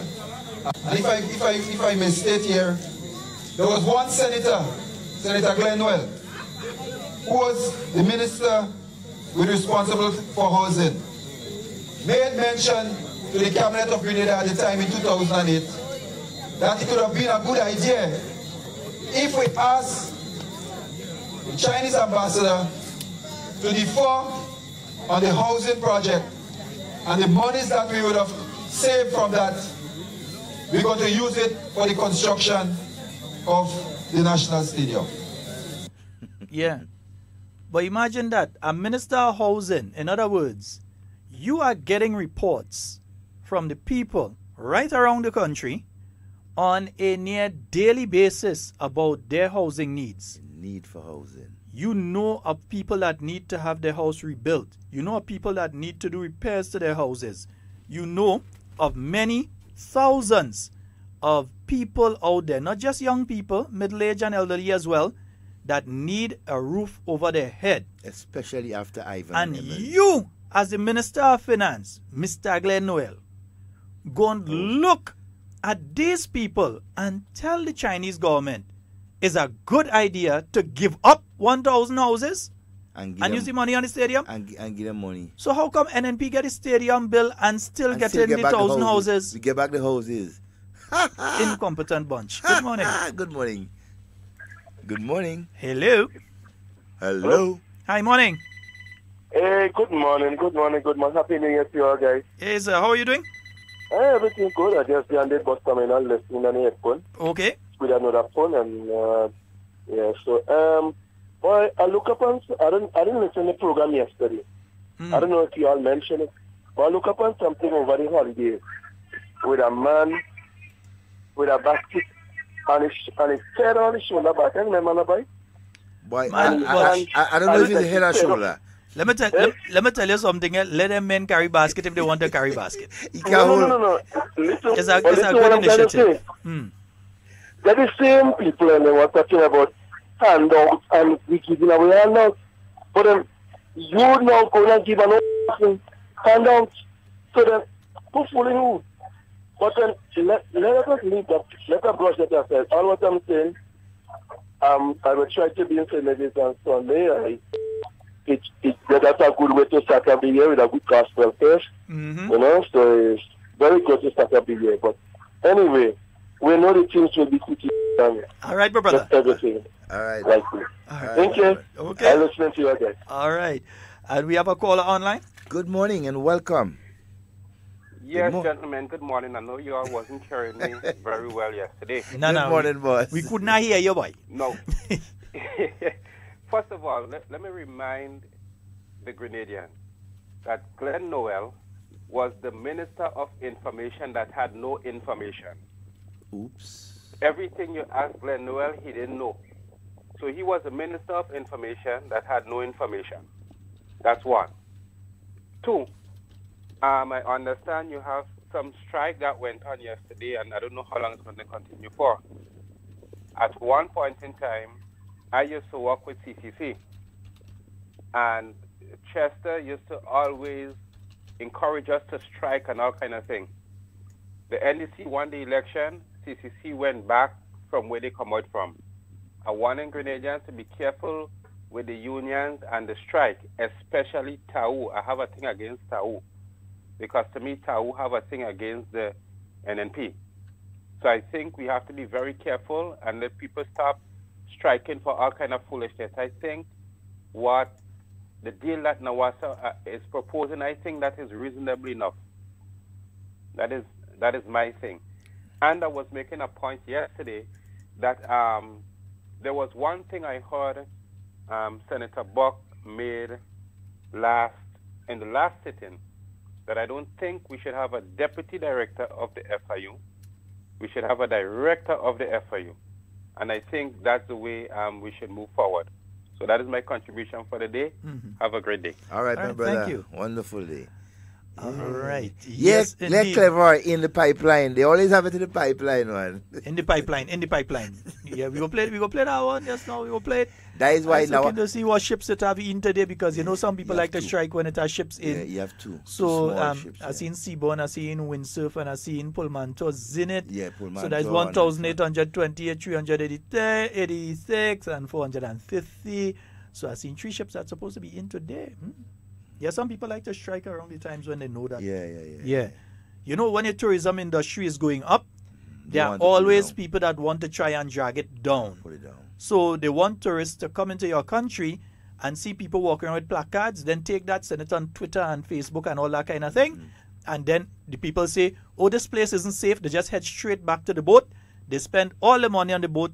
And then all the people that go down in town from St. David and St. Patrick and all over to sell the spices and the cocoa ball and the little bits of gifts and things for the people, they have to come back with their hand empty. But them don't care. Them don't care. Strike and march in town, man. That's what they care about. Them don't care about the average Grenadian who have to make $1. They don't, because they have. You can't be talking about the struggle and trying to destroy other people's struggle. You can't. That ain't no struggle. That ain't no struggle. That ain't no struggle. We opportunism. Love your brother, but we breaking right there. You can't be talking about the struggle and trying to destroy other people's struggle, because those vendors that are down in town right now, they are strugglers. The bus drivers who have to pay the bank, some of them by the 15th, some of them by the end of this month. They have to pay. And those who have to go and do their vehicle registration and must do the little things on the bus right now, and hoping that when they get the little tourists right now, they could get the little money off of that to be able to go and do it. You affecting their struggle. But what happens so your struggle must not destroy your next man's struggle. Exactly. Because all of us are strugglers. All of us are strugglers. Look at the bus, not the taxi men in particular. The men and them are licensed to go and pay too. That is their only income, their livelihoods, 5-6 months for the year.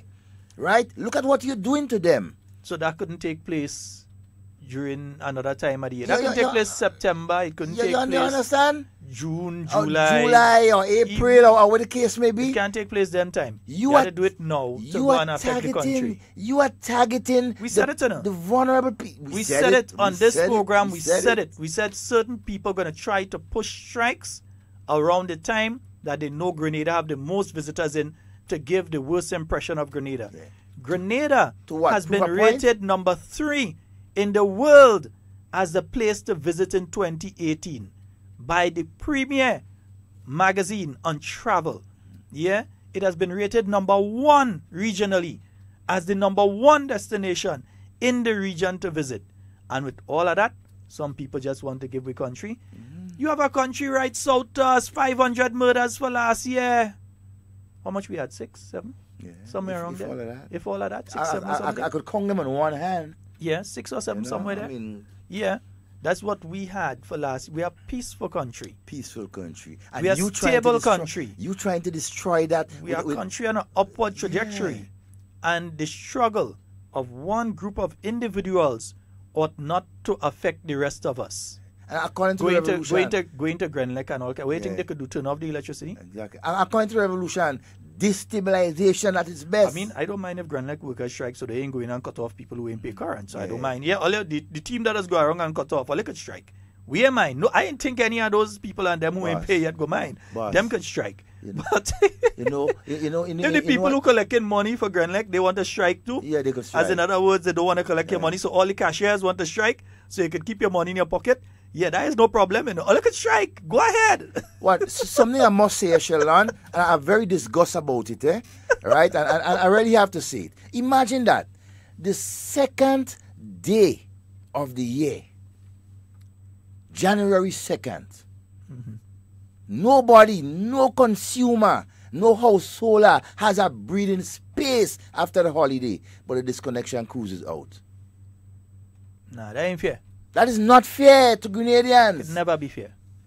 The first working day of the year, the 2nd of January, you have the disconnection crew outside disconnecting current from people's home. That can't fair. I had to talk about it. But also some of us who can have a responsibility to pay our bills. Yes, we do. Those of us that can. We understand the situation with some people. You just can't.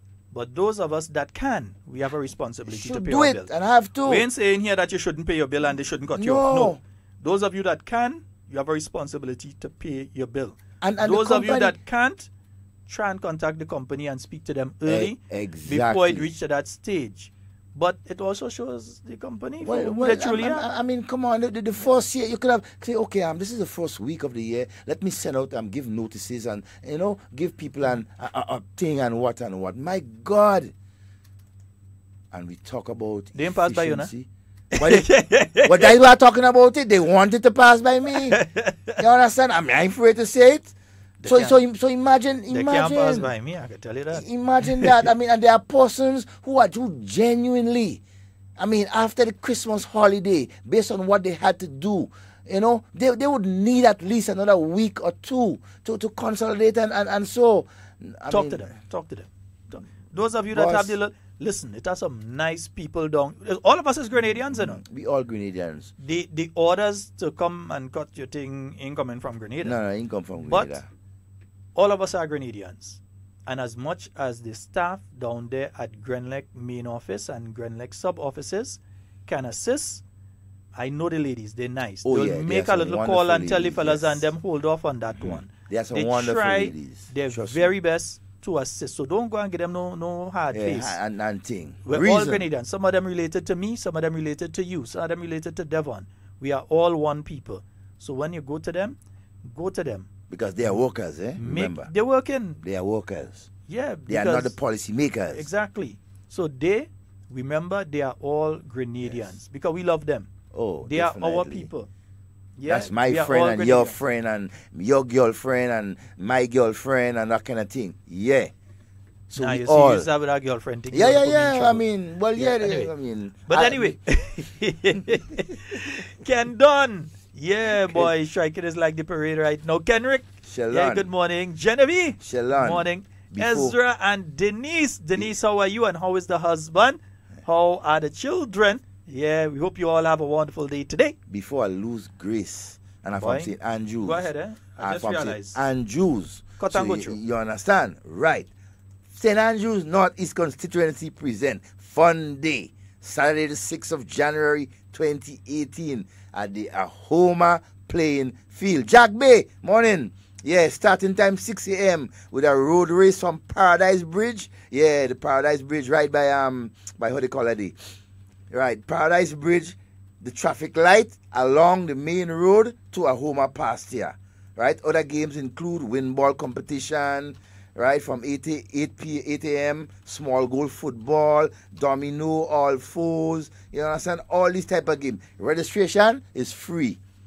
Just come out and support. You could pass to go home now because other than that, you get blocked. Well, boy, I get blocked quite down in how they call it too, in Bodge Grove, Yeah, you ain't getting the pass from you understand? Yeah, so Stallion and the guys, hey, big up and ensure that the groundwork is being done. Ensure that you have your people registered because you know what? Senator Kate Lewis will be the next parliamentary representative for St. Andrews Northeast. Mark my words.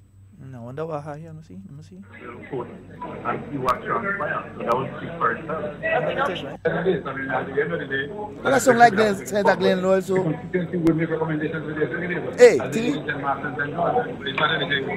you know?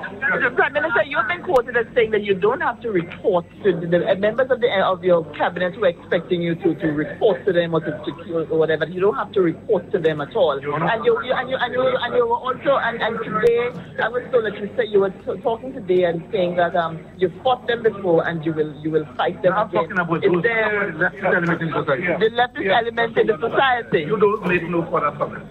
That's good. You make no further comments on those matters. Oh my God! As your Minister for Information, I'm saying you make no further comments.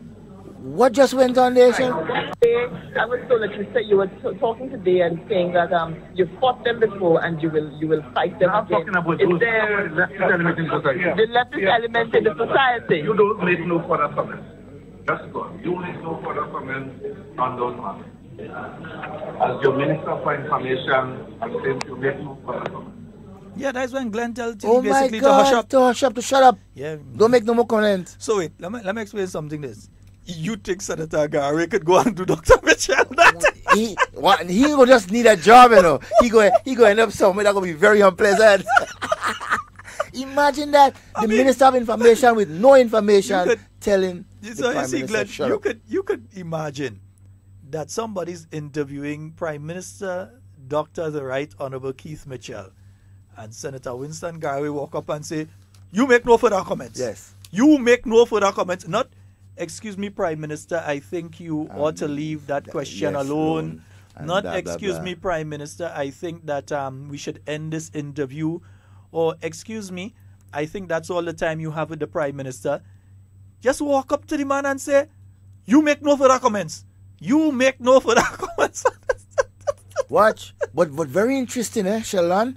Oh, Papa. Look at what the former Prime Minister was about to comment on. But listen to what he said. He was talking about the leftist elements in society. Now, Mr. Prime Minister, former Prime Minister, let me remind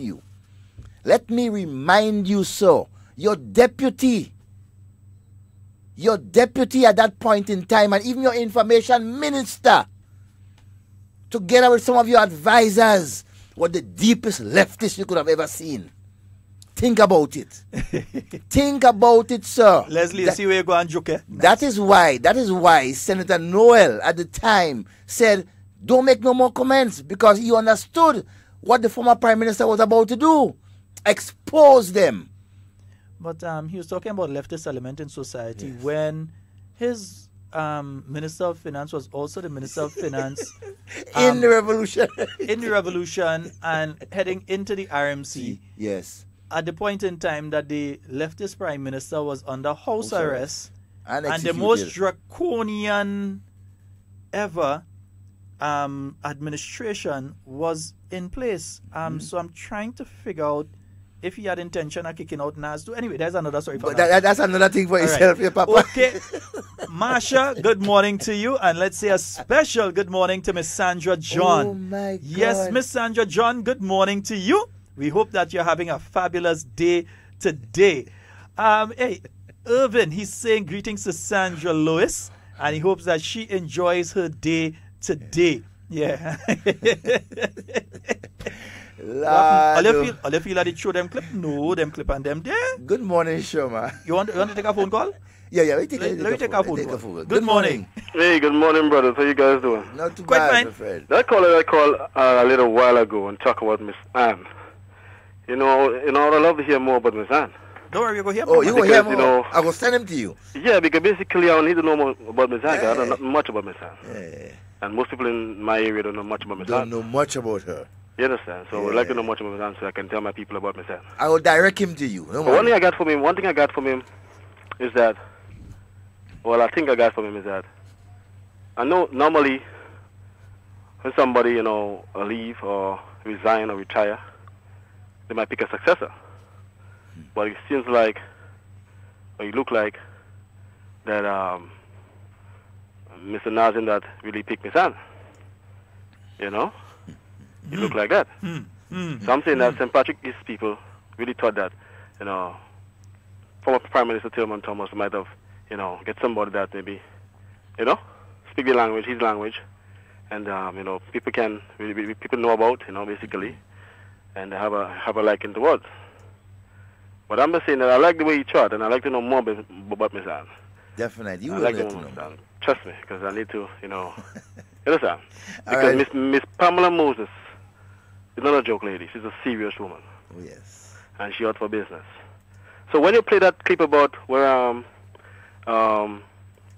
Simmons, spoke about Glenn Noel giving up all the houses there, I would like for you to play that clip in the Senate where Mr. Moses speaking about how much houses, assistance, and houses that she gives people from under the NMP banner for just last year alone. Yeah? All right, my brother. Play for me. Okay. All right. Yeah, because imagine when Grenadians were in dire need of proper and better housing, you had a bunch of quote-unquote leaders, right, deciding to give up 1,000 housing units, right? Just some money to pay salaries and to build stadium. Imagine this as well, huh? What they actually did, is also remove the opportunity for quite a number of new homeowners to own a home of their own. Exactly. While they increased spending on building materials closer to the election, because we met the bills into the millions there when we came into office and had to pay them, they increased spending. So in other words, I don't want to look at something, jam up a look at something and stay by mommy, where you could have had your own house, where you as a young person, you decide you're getting married or so on, and you're starting a life as a young couple. You could have had your own apartment in one of the apartment complexes, or you could start your own thing. You have your own little house and that sort of thing. Instead of that, these individuals gave up 1,000 of that and was giving out material. So bang a two galvanized and a piece of plywood together. Yeah? But forget owning a house that you could pay off over a period of time. You're paying, and you end up owning it for yourself. I mean, imagine that. How can you say that you are a caring bunch of guys? With that kind of thing. With that kind of mentality. You see that word caring? We will come back to we go dig up that word. Good morning and welcome. Good morning, gentlemen. Good morning to you, my brother. Morning. Well, I'm telling you, right now, I find, like I've said, before, at one time you could have chosen you're calling into hard talk, but right now I find it seems that NNP is so motivated that... We're ready. Yes. We're ready. And you know something, Mr. Scott? Yes, sir. One of the things I realize is that I come to at one time, you have little doubts here and there, but as the things the dead get closer, so to speak, and people start feeling the heat, I realize that people start declaring themselves openly. And do you know, as we speak, I am firmly of the opinion that NNP is going to win 15 seats again. I mean, a couple of months ago, I was not of that opinion because I was looking at certain statistics. But now, as people start to declare themselves, I firmly believe that NNP will win another 15 seats. Now as a man who plays the lotto and things like that, I wouldn't give the bet. But if there is any NDC supporter out there that is who is willing to say, look, put $800 to $1,500, NNP to win all 15, they have my bet. Now, the other question, the other issue I want to raise here is that now, as a man who works in the city and overlooks the cruise ship docking facilities and terminal there, I am of the opinion that Grenada, if we continue on the track based on what I'm seeing, I'm of the opinion that this year we will receive the most amount of visitors and we will have the most amount of cruise ship calls in Grenada, based on what I am seeing so far. Now, the other issue is that here now I want to raise, Mr. Scott, St. Mary's RC in Lafayette is my alma mater. But I believe I have a lot of common sense. And Nas is an economist. And the question I want to ask any economist in Grenada, regardless of your political affiliation, is Grenada in a better position today, economically and financially speaking? Is Grenada in a better position today than it was under the NDC? This is the question I want to ask Nas when I have access to him on any national program, because he's an economist. Because I want to know if all the reputable financial institutions in the region and throughout the world, if they are in collusion, so to speak, with the NNP to give false information, to disseminate false information. This is the question I want to ask them.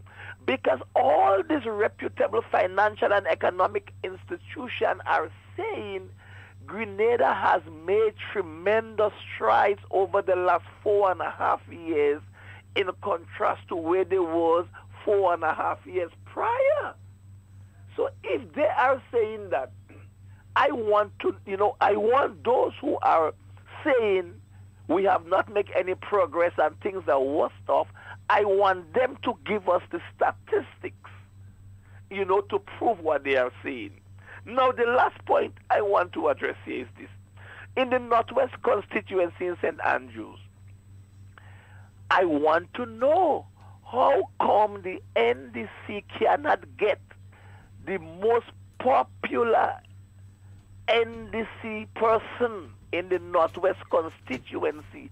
How come which is the former minister, how come they cannot get him to endorse the present caretaker? But you see, let me tell you why. Go ahead. You go ahead. Gentlemen, the point is that the upper echelon of the NDC, they could not tag Walker and push Walker around how they wanted.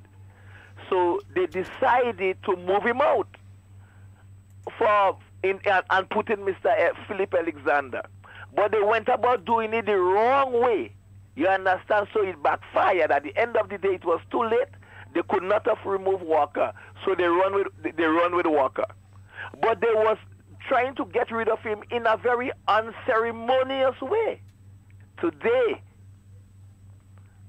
I'm waiting to see if the person who can help Mr. Alexander the most in the Northwest, I'm waiting to see if or when he going to endorse him. And if Mr. Walker don't endorse Mr. Philip Alexander, then I can tell you it speaks volume as to what people who support Walker will do in the Northwest constituency.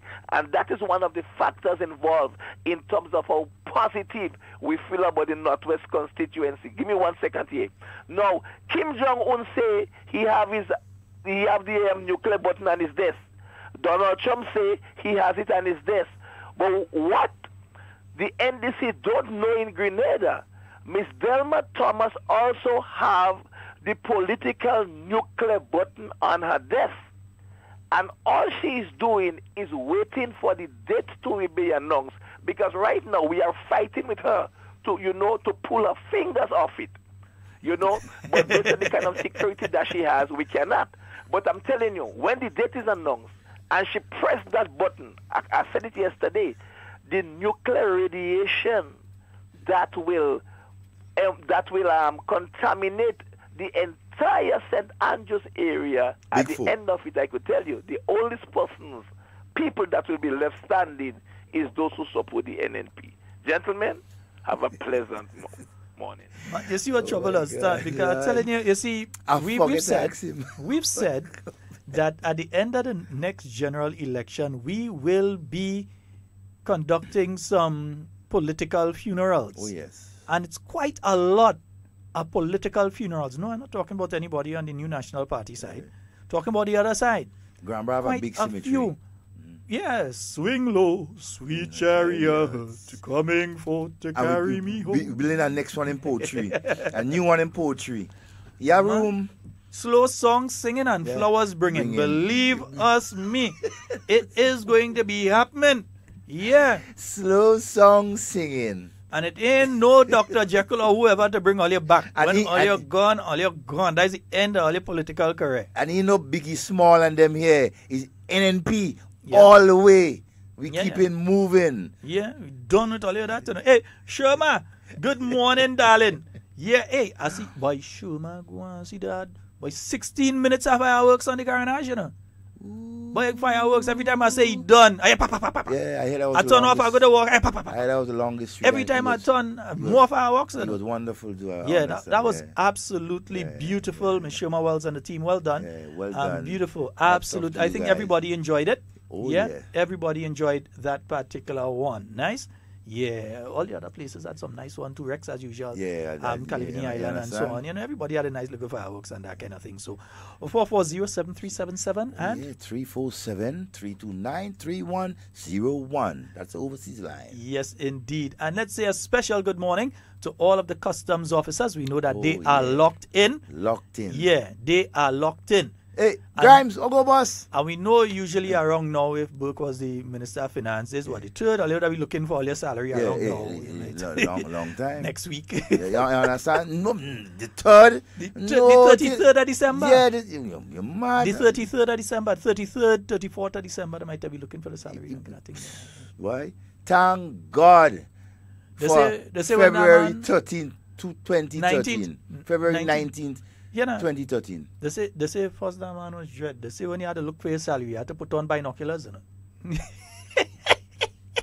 Let's go to the phone line. I even thick lens too, eh? You see glasses. Good morning and welcome. Gentlemen. Yes, sir. Good morning. This morning, I think you should say Happy New Year. Yes. Yes, sir. Happy New Year to you. Yes. May I say, I listened to the clip of the occasion of when a prime minister of a country was placed under information arrest. Yes. Actually, I must say it's the first time I'm hearing it vividly. I've heard reports of it, but this is the first time a live version. And it's embarrassing. Yeah. It's even today, it comes off as a very embarrassing moment. And he tells a story, for, man. A second person, head of state in this country, you know, and indeed, it speaks to what the members of the then executive of that organization were up against, those of the members who were trying to show reason to the other colleagues regarding what was being done and how they were doing it. It speaks to how undemocratic they were prepared to act and how they acted. You know, I say no more. I just wish for Grenadians to understand. Oh yes. You know that, as far as I'm concerned, that attitude has not changed. Has not been changed. We've seen examples of it in the various outlets. The persons who represent them in terms of media, the persons who represent that organization, the way how they speak to Grenadians, the way how they speak about Grenadians, the way how they describe our country to the world. I think persons should understand that there is no choice, but there is no other alternative. They have no alternative but to continue to allow these, continue to prevent these people from being at the forefront of our country's business. No way at all they must be there. They have to know the basics of business.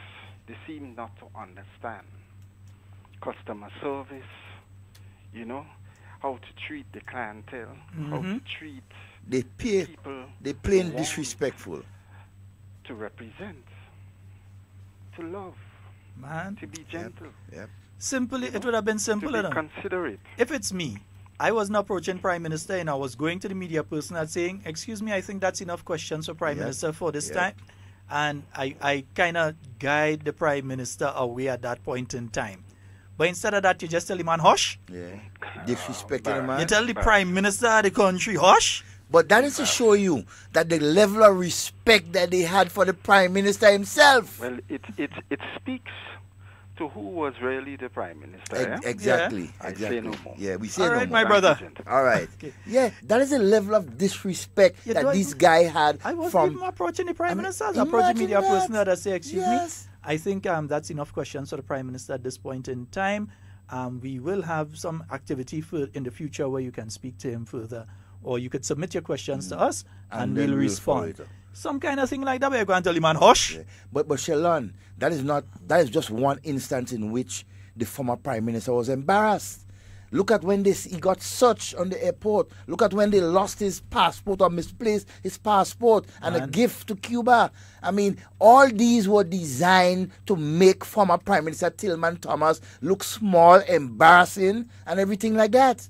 I mean, come on, and oh my God. But here's what, before we go any further, just some notes. One, on Friday, we will be having in studio with us the Member of Parliament for St. David, the Honorable Oliver Joseph. So he will be in studio with us this Friday. All right? Yeah.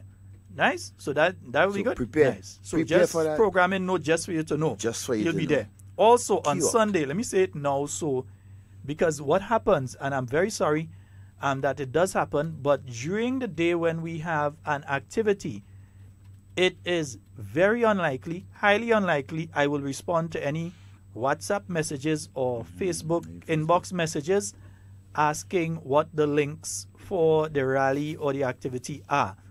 Reason being, I'm usually up and down and around trying to organize things or keeping an eye on certain things. So our links will be the same as always. We'll be on YouTube on the New National Party page.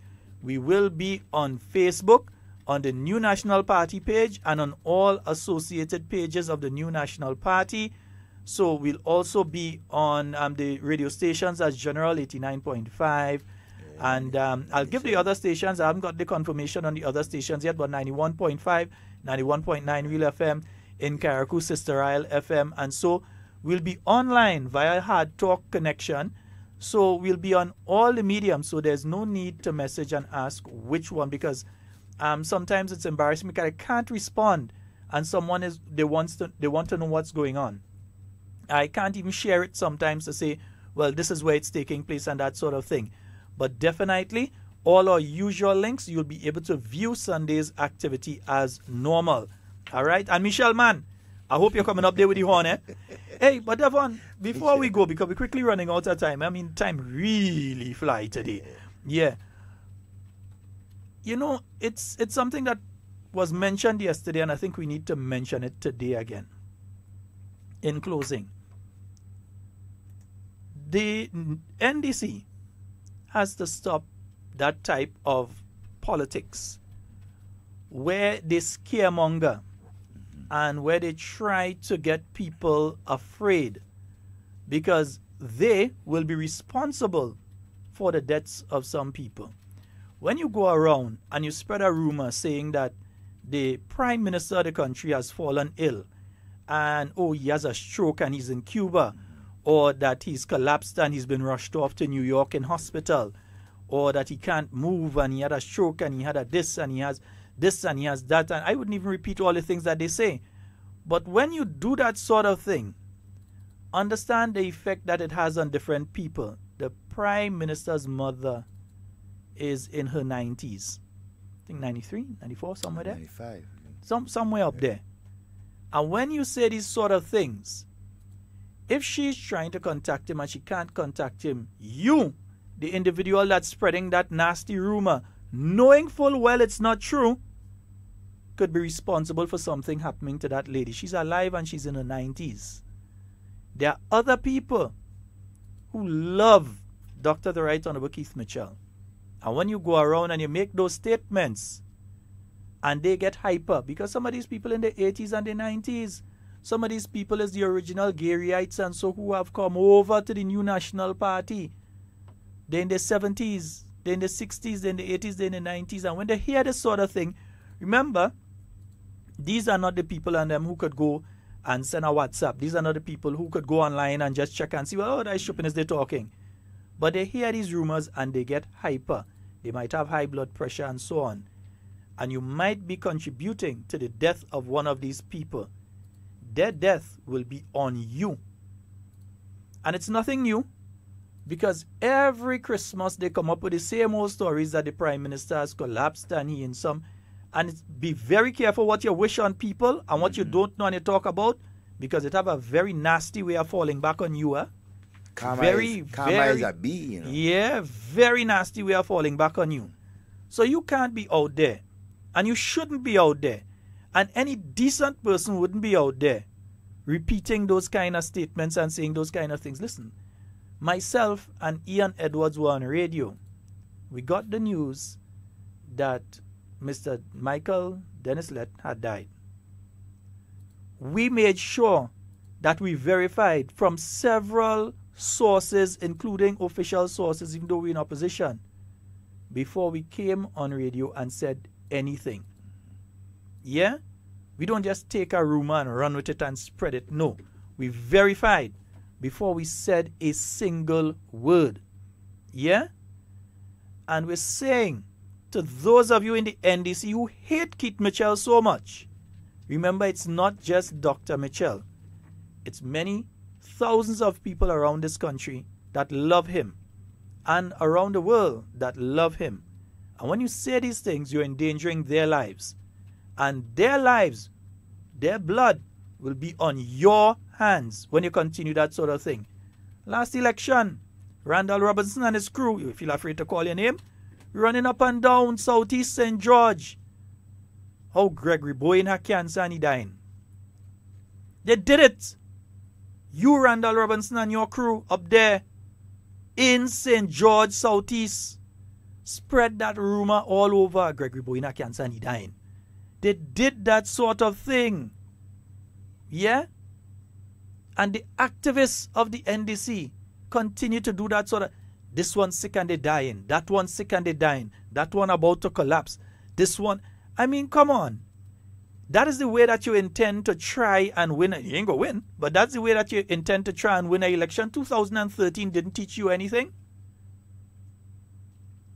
I mean, come on. All decent Grenadians ought to stand firm on this sort of thing. That sort of politics has no place in Grenada.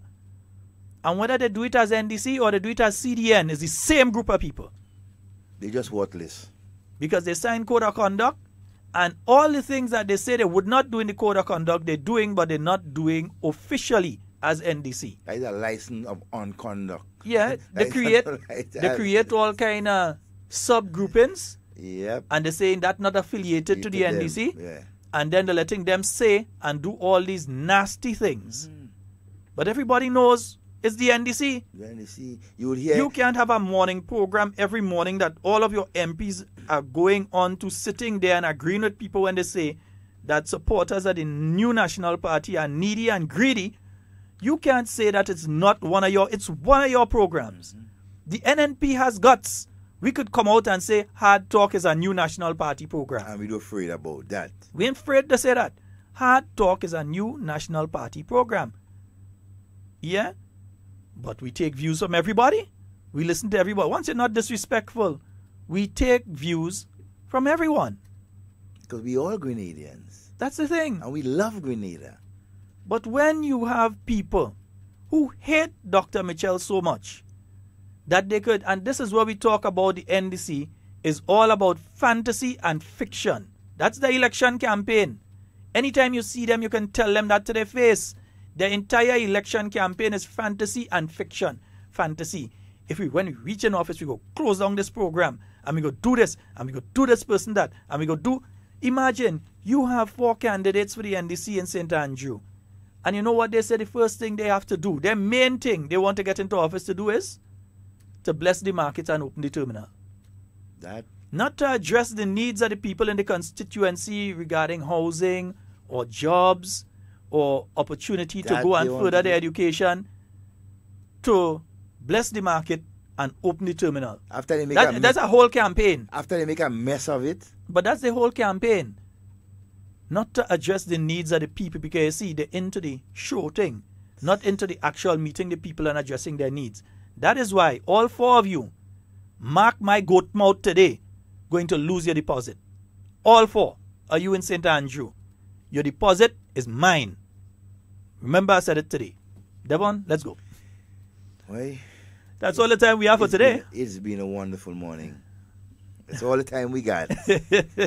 All the time we got. We love you all. And just remember, on your way to or from home, to work or wherever, you meet your NDC colleagues, shake their hands, give them a hug, say Happy New Year. We love you, because Grenada comes first. Yes, indeed. And just to let you all know as well, that immediately after the program, we're going to have a special program. You can stay tuned in on the live, and you'll see a lot about the Breakwater Project in St. Patrick. A lot of information that some people don't want you to have. We're going to make sure that you have it, right? You have it. So you're going to see the Breakwater Project in St. Patrick, what is progressing, what has been taking place there, and all of that. That's all the time we have for Hard Talk today. I'd like to thank all of the stations, all of you on the live. Love each and every one of you.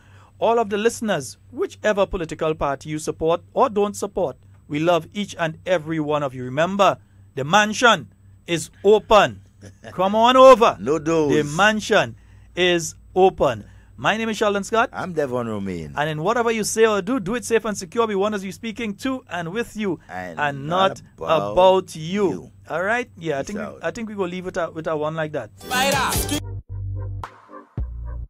This level of deterioration is as a result of heavy waves lashing against the land. It's a sight for sore eyes, and it's wreaking havoc on the tongue of satyrs in the parish of St. Patrick. A huge loss of the beachfront, loss of property that has been beaten by the seawater day after day, and a huge loss to residents as the beach they once knew is no more. Because all trees go from up the beach, come right down. We used to run below grapes tree, almond tree, everything. Jump on some sandbag coming down the road here. Which all right down to here, where we're standing. Come up to the old post office street, right where we're standing. Even going down to the lagoon. You have a lagoon right there. And after down to the spinner down there, you had some sandbag down there again. But as time goes on, and little erosion take place, start to eat the land. And from Little Boy coming along here, you had plenty sand from the stone come right down. Sand, you used to have a boat up there. But then every year, like the sea coming in and in, because of the mining of the sand along the road. The problem is that all of this seafront here is being eroded because of the rising sea levels and the sand that's disappearing, and so the whole of the beachfront here is being eroded, as you can see. This should also. I recall as a little boy we used to be walking along the sea coast. Now you can't walk because of this severity of the erosion that is taking place. So that is something we have to address first and foremost, and then the development potential. But all is not lost. Help is on the way. The Keith Mitchell-led administration commenced yet another project under its Disaster Vulnerability Reduction Program to deal specifically with the problem. It is called the St. Patrick Breakwater Project. This project started in July 2016 at a cost of $4.6 million. It will see the construction of a 1,500 feet breakwater structure from the shore out to the sea and towards the old jetty. So what does the project hope to achieve? According to officials, it will create a system that will calm the water heading into shore, which will lessen damages done to the sand and buildings on the seafront. The effect of climate change on the planet in general, and on small island development states in particular, can no longer be challenged. We're going to be building a stone core that's going to be 1,500 feet long. It's 50 feet wide at the bottom, 25 feet wide at the top. We're going to head straight out to the corner of Leapers Hill, go straight out another 200 feet to the end of the whole island, and then we're going to turn left and we're going to head down towards the jetty. We'll see where we get to. All right? Parliamentary Representative for St. Patrick West, Honorable Anthony Boson, highlighted some of the benefits of the project. Of the breakwater, so we can protect against coastal erosion which is taking place. Right? That is our immediate concern. And at the same time, provide a calmer environment for the fishermen so they can bring in the boats and take on the boats. Beyond that, we have to look at the economic potential that this project provides. And we all believe that this could be the site of the yacht marina, right? Because we have discussed that with the yachting fraternity, and they fully support the idea of having the marina in Satyrs because it is the halfway point between, let's say, Point Solin and the Lower Grenadines. So yachtsmen live in St. George's would overnight here, and in the morning take off for what they really come here to enjoy the Grenadines. With almost a year on the calendar for contractor Don Decol to get the job done, investors, yacht owners and fishermen are already anticipating its use and counting the many benefits it can bring to the parish and by extension Grenada. It's very important for us here. Explain why you think so. Because they will, once they finish the project, they will come down the sea here, plenty sand will come back, and we'll have enough place to have a boat as well. Already, I've had a call to ask if the Amelia could get in here in October to deliver some cargo. I've been asked by a brave young man if during the new cruise ship season, if he would be able to come up with a boat to bring up tourists. Well, I think that the whole area will benefit by an increase in the number of visitors. I mean, I hope that eventually the Carriacou ferry would call in here on its way down to St George's, save us this hour-long drive down to St George's to get the ferry to come back up just past where we set out from. So I hope that the ferry will call in eventually, and then I hope we will have here anchorages for yachts that will call in on their way up to Carriacou and on their way back down. And I think that I think the breakwater will be the start of, I hope, a lot of development here. Counting chickens before they hatch, you may say, but it's a sign of hope after so much loss. Residents speak of how heart-wrenching it was watching the area disappear so rapidly before their eyes. Many walls falling down, buildings are cracking, and we cannot afford for that to be happening. So it's in a sheet of fly. If a truck passing in the road, the whole place shaking. Yeah. If you stay there and you see rough and the wave break, the place shaking. So it's like, you know, just waving on something. Yeah. On the beach. There's an old reef along the top. You can see where the waves are breaking there. Yeah. There's an old reef there. And apparently, 200 years ago, some of that used to be out of the water, and this was a much calmer bay than it is now. But storms and rising sea levels have eroded the area, eroded the reef, and really they're sort of putting back onto the reef to create what was probably here 200 years ago. Well, hopefully a little better than it was then. So far, the St. Patrick Breakwater project has met no opposition. After all, it has huge potential that will facilitate in the development of the historic parish. The Breakwater project is a very good project. That's the best they could do for St. Patrick's right now. Let us save it. Yeah, I think it will have a great impact on St. Patrick's. Bringing a lot of maybe help tourism and everything like that, and you know, help the place to develop. I think it's absolutely marvellous. I think it's something that's been wanted for a long time.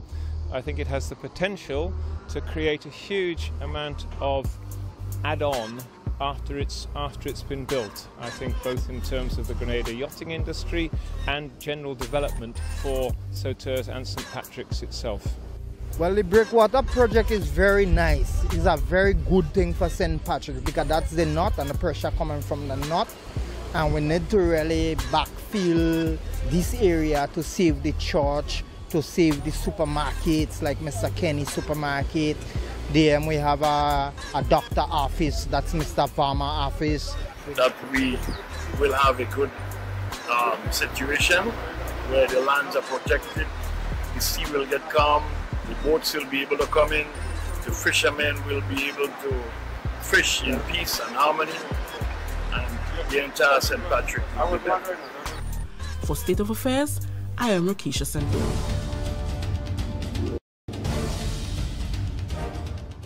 In just a few short months after the start of work on the St. Patrick Breakwater project, residents and business operators along the coast of the town of Sauterres is already applauding the amazing results of the initiative. Rakisha St. Louis visited the site again and filed a progress report.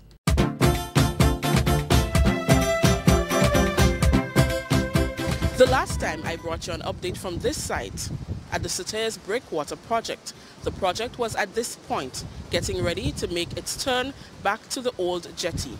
As you can see from the view behind me, this $4.8 million project is well on its way and nearing completion. This is what the beachfront looked like before the start of the St. Patrick's Breakwater project. Do you see the damage? Do you see how close to the shore and buildings the waves are breaking? This is why the project was given urgent attention by the Keith Mitchell-led administration. It is one of the projects under the government's Disaster Vulnerability Reduction Program. The SOA team paid a visit to the site just before Christmas and spoke to some of the residents about the project's progress.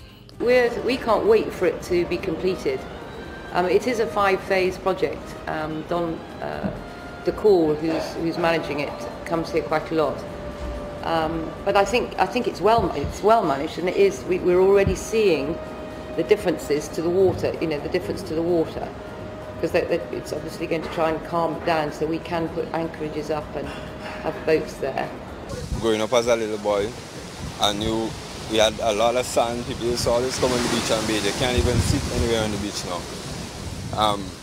From ever since up here has been kind of choppy area, being as we're in the north of the island.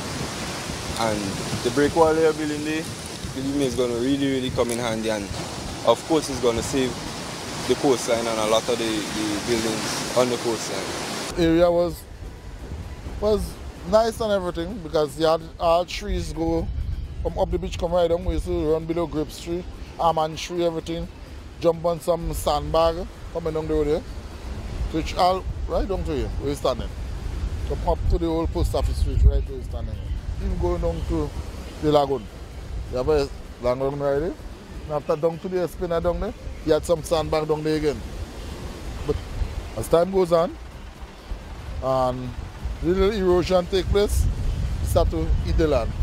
Now, this $4.6 million project will see the construction of a 1,500-foot breakwater structure from the shore towards the old jetty behind the fish market. The structure is expected to calm the water heading into shore and lessen the damage to the seafront and buildings on its course. Parliamentary Representative Honorable Anthony Boson, during his contribution to the 2017 budget, highlighted the importance of the $1 million project. Mr. Speaker, this project should have been on stream over 8 years ago, because the Exim Bank of China agreed to provide the financing for the breakwater and for the development of a marina project. And that is why I'm talking about continuity, Mr. Speaker, because when the then administration took over in 2008, they abandoned that project on the principle that it is too big for St. Patrick, Mr. Speaker. See where continuity comes into play? As a result of not doing that project, the lower part of Sauterne suffered serious erosion, threatening the existence of buildings, roads, Mr. Speaker. I want to commend our Prime Minister and Minister of Finance, notwithstanding the difficult financial situation. He went to Sauterne and he saw what was happening, and he said we have to do something about the project, Mr. Speaker. And now that project is on stream. Now, into its 5th month, the contractor, Don Decall, and his team took a break for the Christmas holiday. But that did not prevent Prime Minister Dr. the Right Honourable Keith Mitchell from paying a visit to the site on December 28th. Dr. Mitchell expressed pride and joy at the progress of the project, which started out on a rocky path, pun intended. We didn't have the amount of money immediately, and he agreed that he would be able to do it based on monthly allocations. And therefore we made the allocations, and he had to, of course, put out initially some resources. And therefore it's working well. I think we're meeting the basic responsibility that we agreed to. So I think we're on target. I'm so proud of this, and I believe Sauterne would feel extremely proud when this is all over, and the opportunities that it will create for further development in St. Patrick's, maybe a marina or other aspects of development. The St. Patrick's Breakwater project is already a hot topic for many investors, yacht owners and fishermen, as they anticipate its use and its many benefits for the parish and, by extension, Grenada. At the moment, Grenada is very much a one centre, which is the south, more or less the southwest corner, and all the tourism, the airport, all happens down south. It all happens down there, and the rest, and certainly the north of the island, is a little bit of a backwater. Whereas I think if we can get this breakwater built to start with, is built properly, I'm absolutely sure a marina will follow in time, and that will open up the north of the island. From the yachting industry point of view, it is too far really to sail in one hit from St. George's to Carriacou, which is the next safe anchorage. If there's a nice safe anchorage berth here in Sauterne, then I think a lot of boats will make this the first stop on their way up. It coming down up here, it would bring a lot more boats to come and dock on the area, because me myself, I own a boat, right? I bring fish to the Sauterne fish market, and my boat, I have to keep my boat down at the other end of the beach, and right now it's just as rough as up here, so I can't go and fish. And that is one of the major problems, because you see all the boats, you see the fishermen have to bring up their boat up on the dry land itself. You can't even stay by the beach. And there's a big handbook for them fishing, so getting the water to calm down and everything is going to be a real nice improvement, and maybe it's going to attract other boating companies to establish their businesses up here and, you know, start developing Soters, making Soters a little bit better. And to save Soters from mashing up. It's one of the best projects have been done for a long, long time. And everybody was looking forward for that. And today we will get it and praise the government, the NNP government, for doing such a project like that. We welcome it, we're glad for it, and we are very happy about it. We will save the whole of Soters Coast. Bring in a lot of maybe help tourism and everything like that, and, you know, help the place to develop. Reporting from the site of the Soters Breakwater Project, I am Rikisha St. Louis for State of Affairs.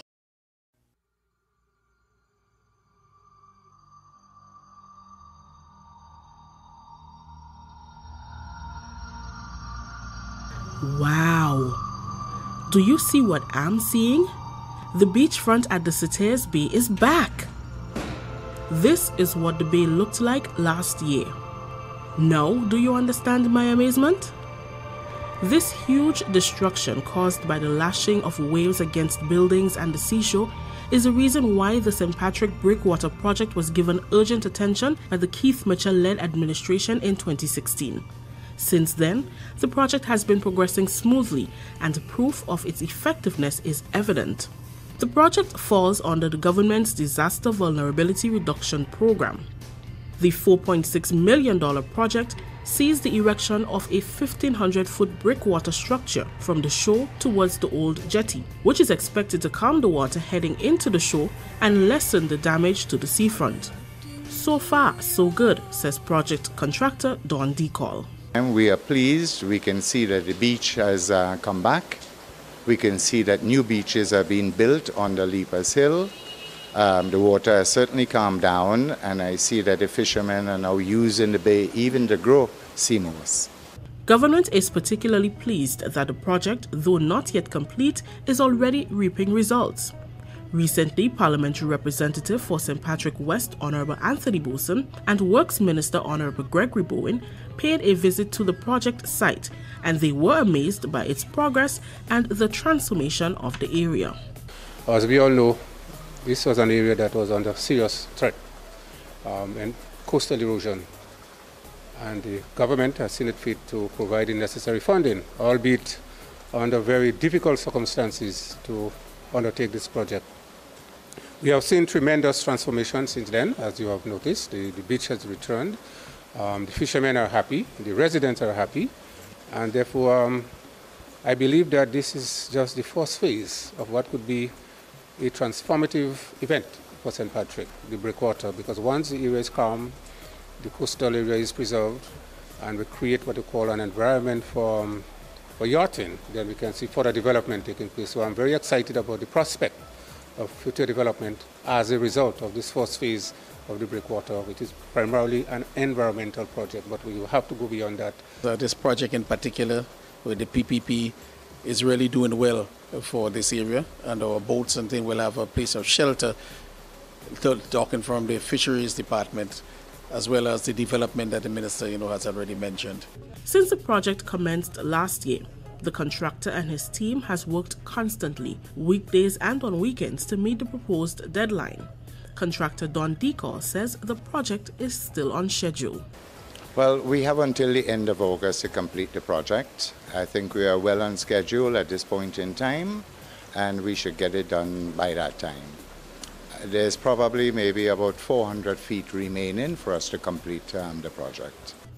Residents of St. Patrick, especially home and business owners close to the seafront, were forced to spend thousands to build barriers to protect their property. Fishermen were deprived from hauling their boats onto the shore. Some could not even make it past the rough waves to earn their livelihood. But now, this has all changed. Do you see the boats on the shore? Children swimming in the now calm water? State of Affairs has already brought you 2 updates on this project, and the responses from the people remain the same. They are indeed happy to have some normalcy back in their lives and look forward to the future developments that the project offers. Everything is positive. I'm yet to hear someone express a negative view about this project. Everybody is saying how this project is a very important project, a necessary project, And as I said, it could be a catalyst for other things to happen. And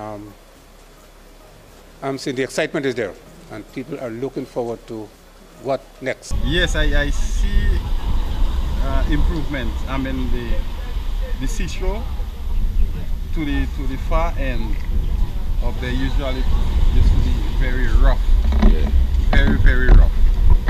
But now you see it's calmed down because they already cover a whole area. I don't know what amount of distance, but it make inside up to that area very calm already.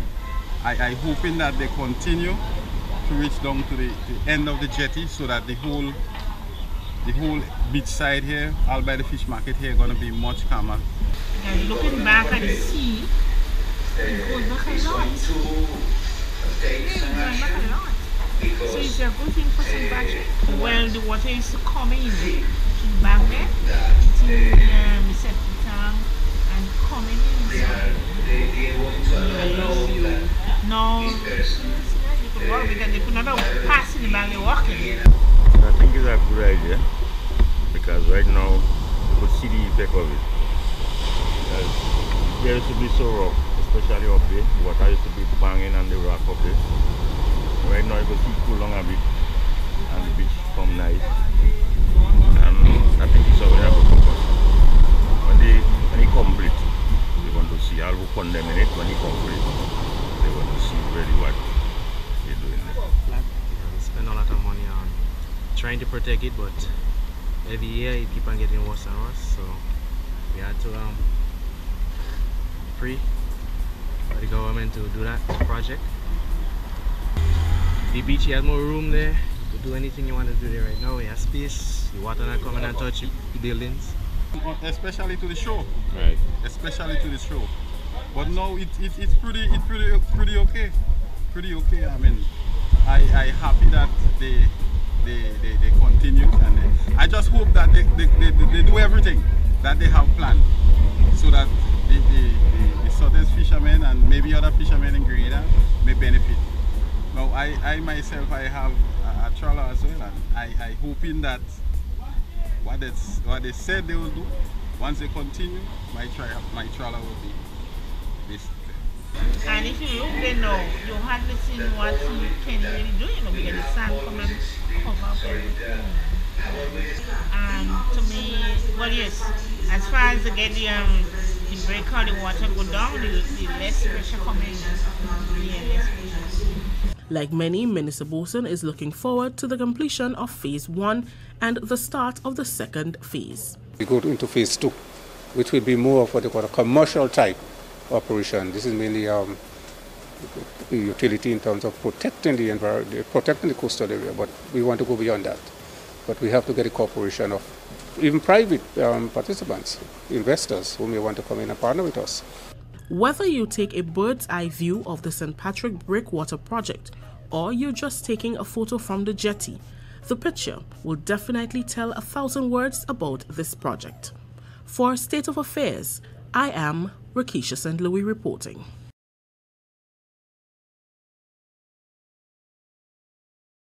The intention of the project is to protect the parish's coastline from further destruction as a result of climate change. Over the past 3 years, properties close to the shoreline have crumbled, while others have undergone significant foundational damage. Funded at a cost of $4.8 million by government, it falls under the Disaster Vulnerability Program. Residents Dennis Phillip, Lucky Bernard and Arnold Frederick are praising the initiative.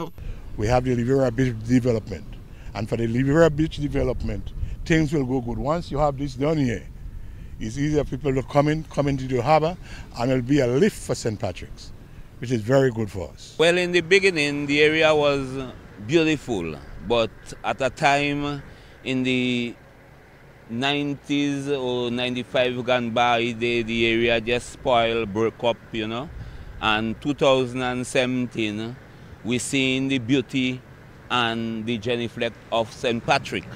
And seeing this beautify here, a lot of us will be happy to know that how here was and what it like today. Well, the area before time was a market, Or the beef market and stall market and fish market that you see over there where you do it now. Right? So then come they used to dump, the school used to dump here and they used to do a lot of dumping here. And today we see like a project taking place there now. It looking nice. We have the ocean here so close that if they didn't do that, maybe and people keep on sand mining, maybe they will lose all the whole lot of land. The Breakwater project seeks to lay a 1,900-foot stone core structure in the water, stretching from the shore just under the Sauters Catholic Church or Leapers Hill, moving out to sea and onto the old Sauters jetty. This is what footage captured in December looked like, and this is the progress to date. Developer Don DeCall says they are steadily progressing, having already covered 1,200 feet. Well, right now we are still moving stones in and we are going down the road. We have to get past the end of the dock, so perhaps you can take a picture from the dock and see. So we have roughly about 700 feet to go. When we get to the end, we stop only because the water beyond where we stop is a cliff face and the water becomes 30 feet deep. So it's going to go from 15 feet to 30 feet. Yes?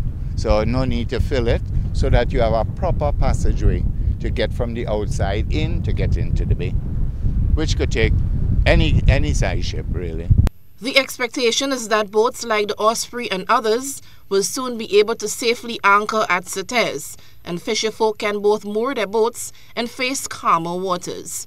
The breakwater structure is also expected to transform Grenada into a gateway to the Grenadines. Eugenia Peters, GBN News.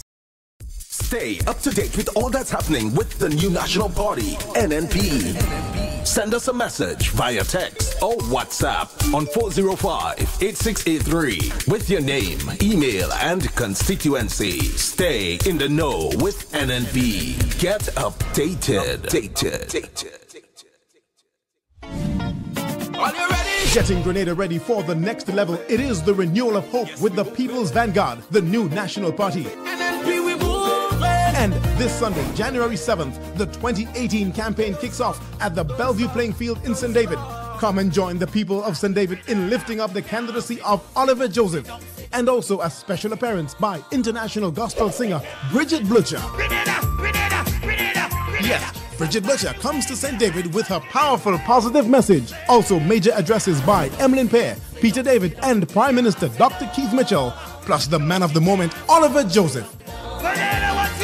It's a special candidate launch and a special concert from 5 p.m.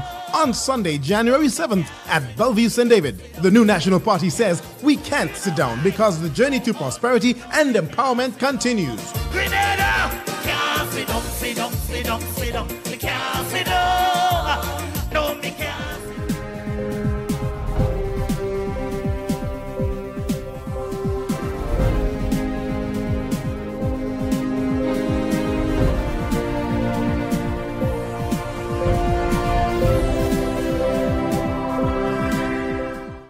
A call for all to build on the partnerships for which Grenada is known regionally and internationally.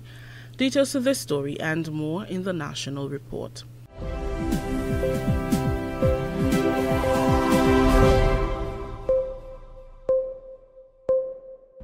With the National Report, I am Rikisha St. Louis. Grenada's Prime Minister says we must continue to strengthen the partnership built through the efforts of social partners for which Grenada is now recognized regionally and internationally. In his end-of-year address to the nation, Dr. Keith Mitchell also said we must continue to focus on Project Grenada, since continued unity is key to the empowerment of our people. With our faith restored, we are particularly hopeful about 2018. How far we can go, we know, is largely dependent on our ability to keep this united front we have built. We must not and shall not detour through recklessness and wild ambition from this path. Not test faith via speculative experiments. Nor must we take our successes for granted. The CARICOM community is embracing 2018 with the aim of becoming the first climate-smart, resilient region in the world. Incoming Chairman Haiti's President Jovenel Moïse says the absolute necessity to create a climate-smart region is clear, given the effects of climate change which have brought droughts, mega hurricanes, heavy floods, and the unusual weather patterns. These, he says, adversely affect the region's development. Details in this report. In his New Year's message, incoming CARICOM Chairman Jovenel Moïse said the social and economic gains that CARICOM has made individually and collectively must be protected against the onslaught of nature, especially since it bears a disproportionate share of the consequences, although its production of greenhouse gases is practically nil. On the subject of the CARICOM single market and economy, the incoming CARICOM chairman says in 2018 they will increase their efforts at making it more effective at providing the basis for economic growth. He says stakeholders in both the public and private sectors need to ensure they derive maximum benefits from the CSME, which would encourage and increase in extra-regional trade and encourage entrepreneurs to expand their interests and provide a platform to move from market access to market presence in countries with which they have trade agreements. Mr. Moïse also used the opportunity to thank the outgoing CARICOM chairman, Grenada's Prime Minister Dr. the Right Honorable Keith Mitchell, for his outstanding performance in leading the community during one of the most difficult periods in its history, and he said he looks forward to building on Dr. Mitchell's achievements.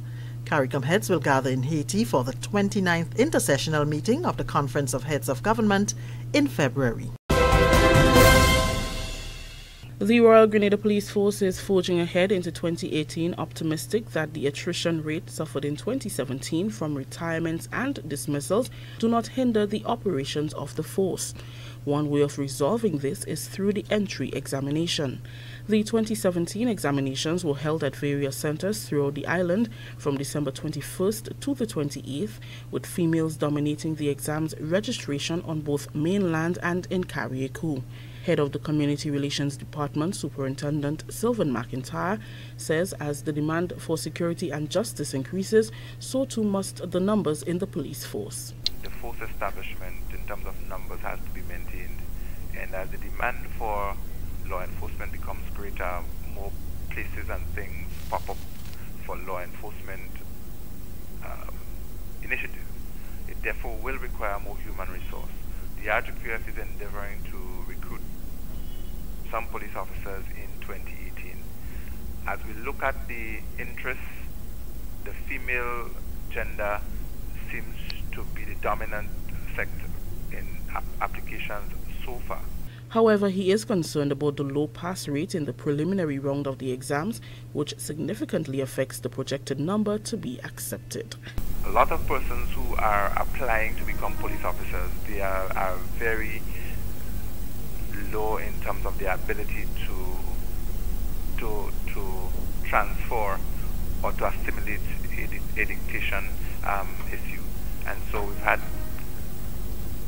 something like over 60% in one of the centers not being able to go forward. Our trust in trying to engage the right people.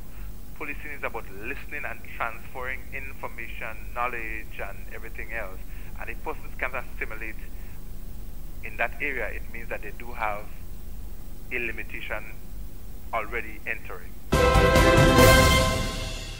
This is the National Report. More news after the break.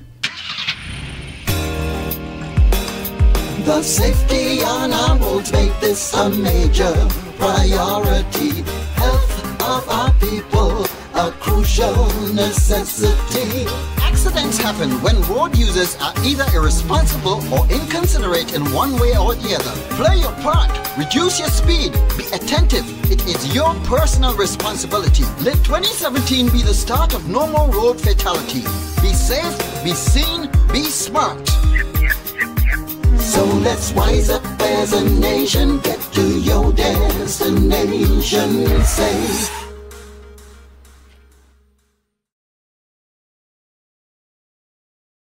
The Child Protection Authority's All Against Child Abuse campaign train makes its next stop in Carriacou next week. The ACA is a psychoeducational project aimed at eradicating child abuse through information education campaign. CPA's Director Yvonne Dabrio says the Sister Isle will be educated on the serious issue that plagues our society. Our intention is to launch ACRE in Carriacou.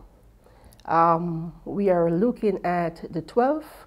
That's what we are contemplating. I hope it will work for the 12th. If not, it will be the week thereafter.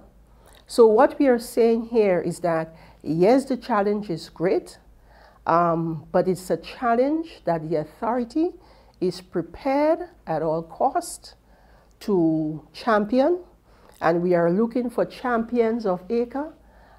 It's not going to stop with just the launch. It's not going to stop with just 1 or 2 community activities, but we plan to have this taking place continuously, having all of the stakeholders on board. Dabrio is hopeful that before year end, urgent attention will be given to pending abuse cases by all stakeholders. She said hosting a national case conferencing is the best way to move forward with such cases. We can have a national case conferencing committee. We're talking national. So there are some cases that are very difficult. They are very complex. No one agency can work it. And most of the cases that we deal here, even this morning we were discussing some cases, no one agency. Health, we work very, very closely with the Ministry of Health, the social workers and so on. Well, the police, we part and parcel, so to speak. So there is that. But we do have some shortfalls. 2 sessions have already been held in Grenada at Tivoli St. Andrew and Vincennes St. David. And finally, 5 Grenadians are included on the Queen's New Year's Honours List for their contribution to education, business and other areas.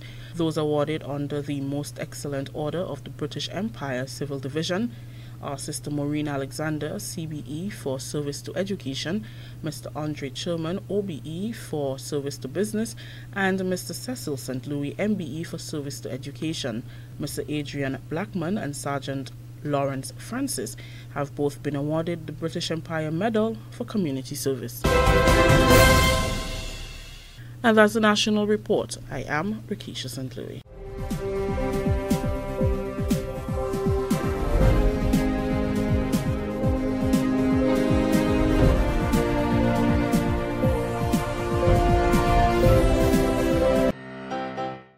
It's not really complicated. Elections are about choice. Between 2008 and 2013, $70 million was spent on scholarships for youth. Between 2014 and 2017, $185 million was spent on scholarships for youth. Vote NNP. Vote competence. Building a stronger economy means all Grenadian workers benefit, those who work in the public service and those who work elsewhere.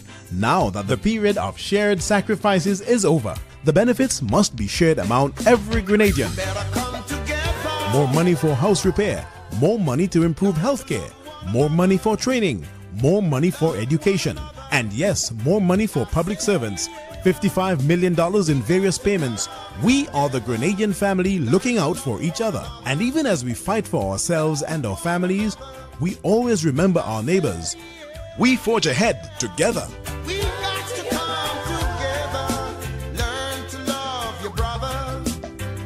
Stay up to date with all that's happening with the new National Party, NNP. Send us a message via text or WhatsApp on 405-8683 with your name, email, and constituency. Stay in the know with NNP. Get updated.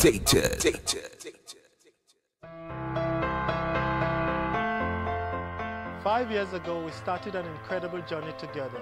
We dreamed and we strove to achieve. We are happy with the success we have had, but not content.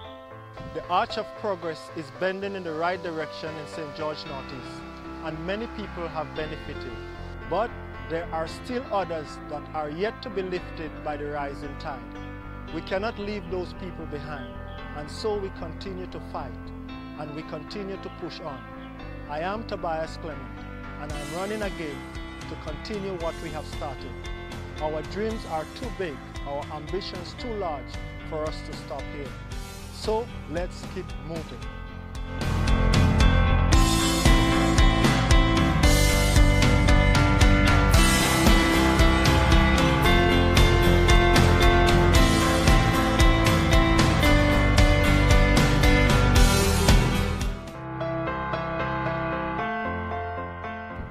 I am Kendra Matthew Stewart, and I am honored to have answered the call for service. The people of Carriacou and Petite Martinique are dear to my heart. I have grown up in a time of expanded opportunities, showcased by the fact that I have had the fortune to study and become a professional. There are many young people who seek the opportunity that I have had, and I want to be a part of that movement that helps open up new doors. It is the aspiration of ordinary people that inspire this new journey of mine.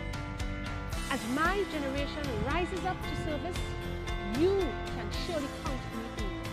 I am Kendra Matthew Stewart, and I am running for you, the people of Carriacou and Petite Martinique. Keep moving!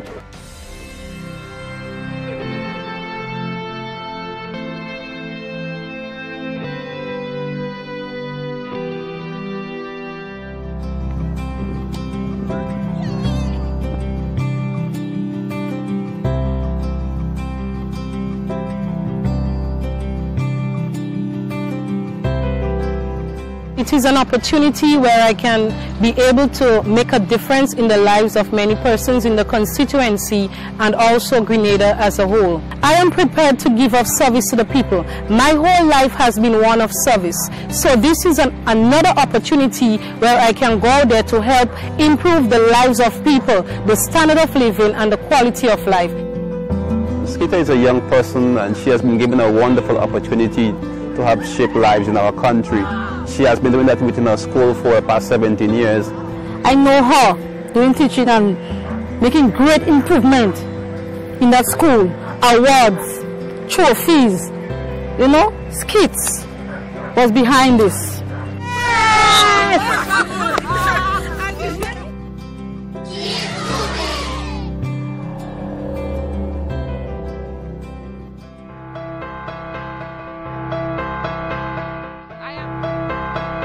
I believe that my life's journey as a sister and daughter, a community activist and educator has prepared me for the next chapter. As a young woman, I have always firmly believed that our generation can continue to build on the solid foundation already laid. My long association with the girls in the Junior Achievement Program has taught me a lot about national potential. This is not about where we have started. It's about how far we can go together. I am running so that I can stand up for you. I know who God says I am, what He says I am, where He says I'm at. I know who I am. I'm working in power, I work in miracles, I live a life of favor.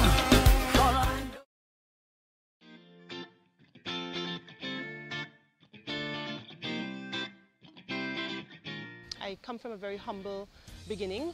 I know the importance of hard work and dedication and service to people. And so it is that characteristics that I believe that would be able to propel me in serving the people of Carriacou and Petite Martinique. I am from a single parent family. My mother has been my #1 supporter, and she has always been there with me, for me, by my side. My desire to serve the people, of course, of Carriacou and Petite Martinique, I believe is the ultimate sacrifice, and the opportunity has presented itself, of course, to assist my people, because I believe that the youth do have a place in politics, in nation building and in governance. And so it is my youth that I will use to ensure that the youth of this nation are well represented.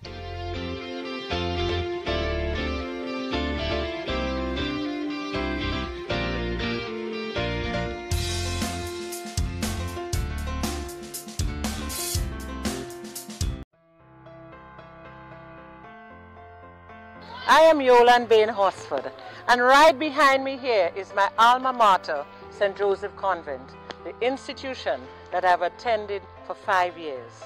Further back behind me is the Roman Catholic Church that I also attend. And on my left is the convent court that I played all the netball and the tennis throughout my 5 years at this institution. I am very proud of the partnerships I have formed with the people of St. Andrews Southwest these past 5 years.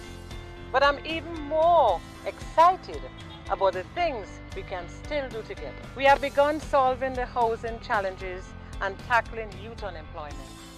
We have not only been building roads and houses, but more importantly, building communities and building lives.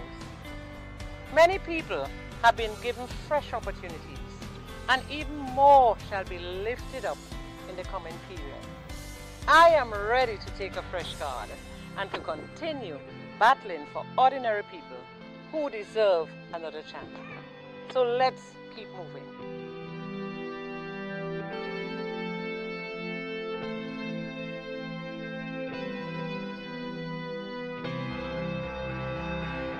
I've learned quite a lot of lessons.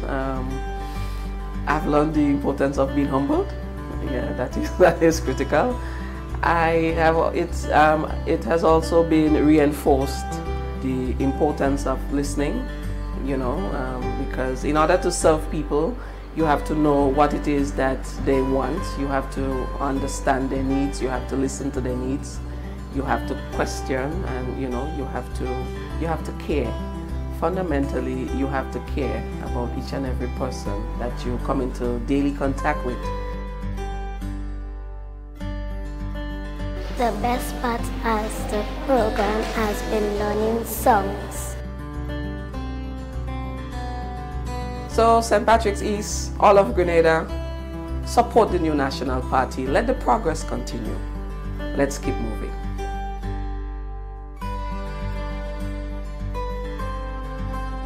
Keep moving!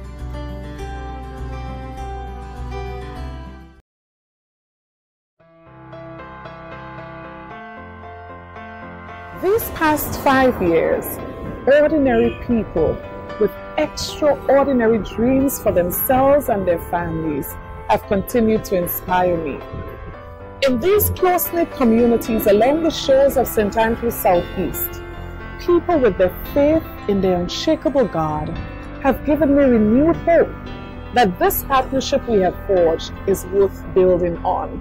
We have had successes together, but we are far from finished. A whole new generation is coming up, hoping for even more opportunities. We can't let them down. With God by our side, together we will achieve even more. So let's keep moving.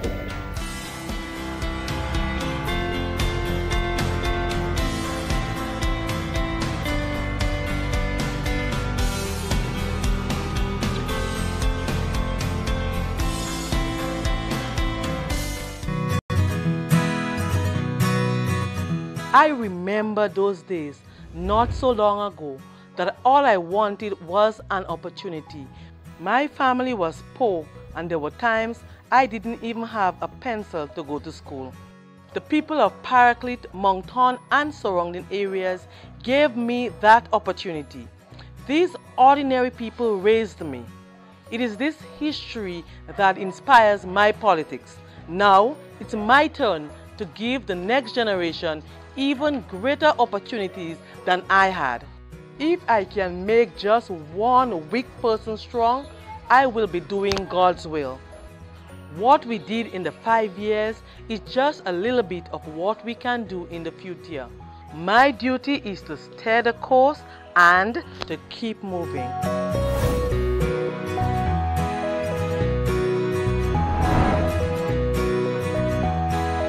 The intention of the project is to protect the parish's coastline from further destruction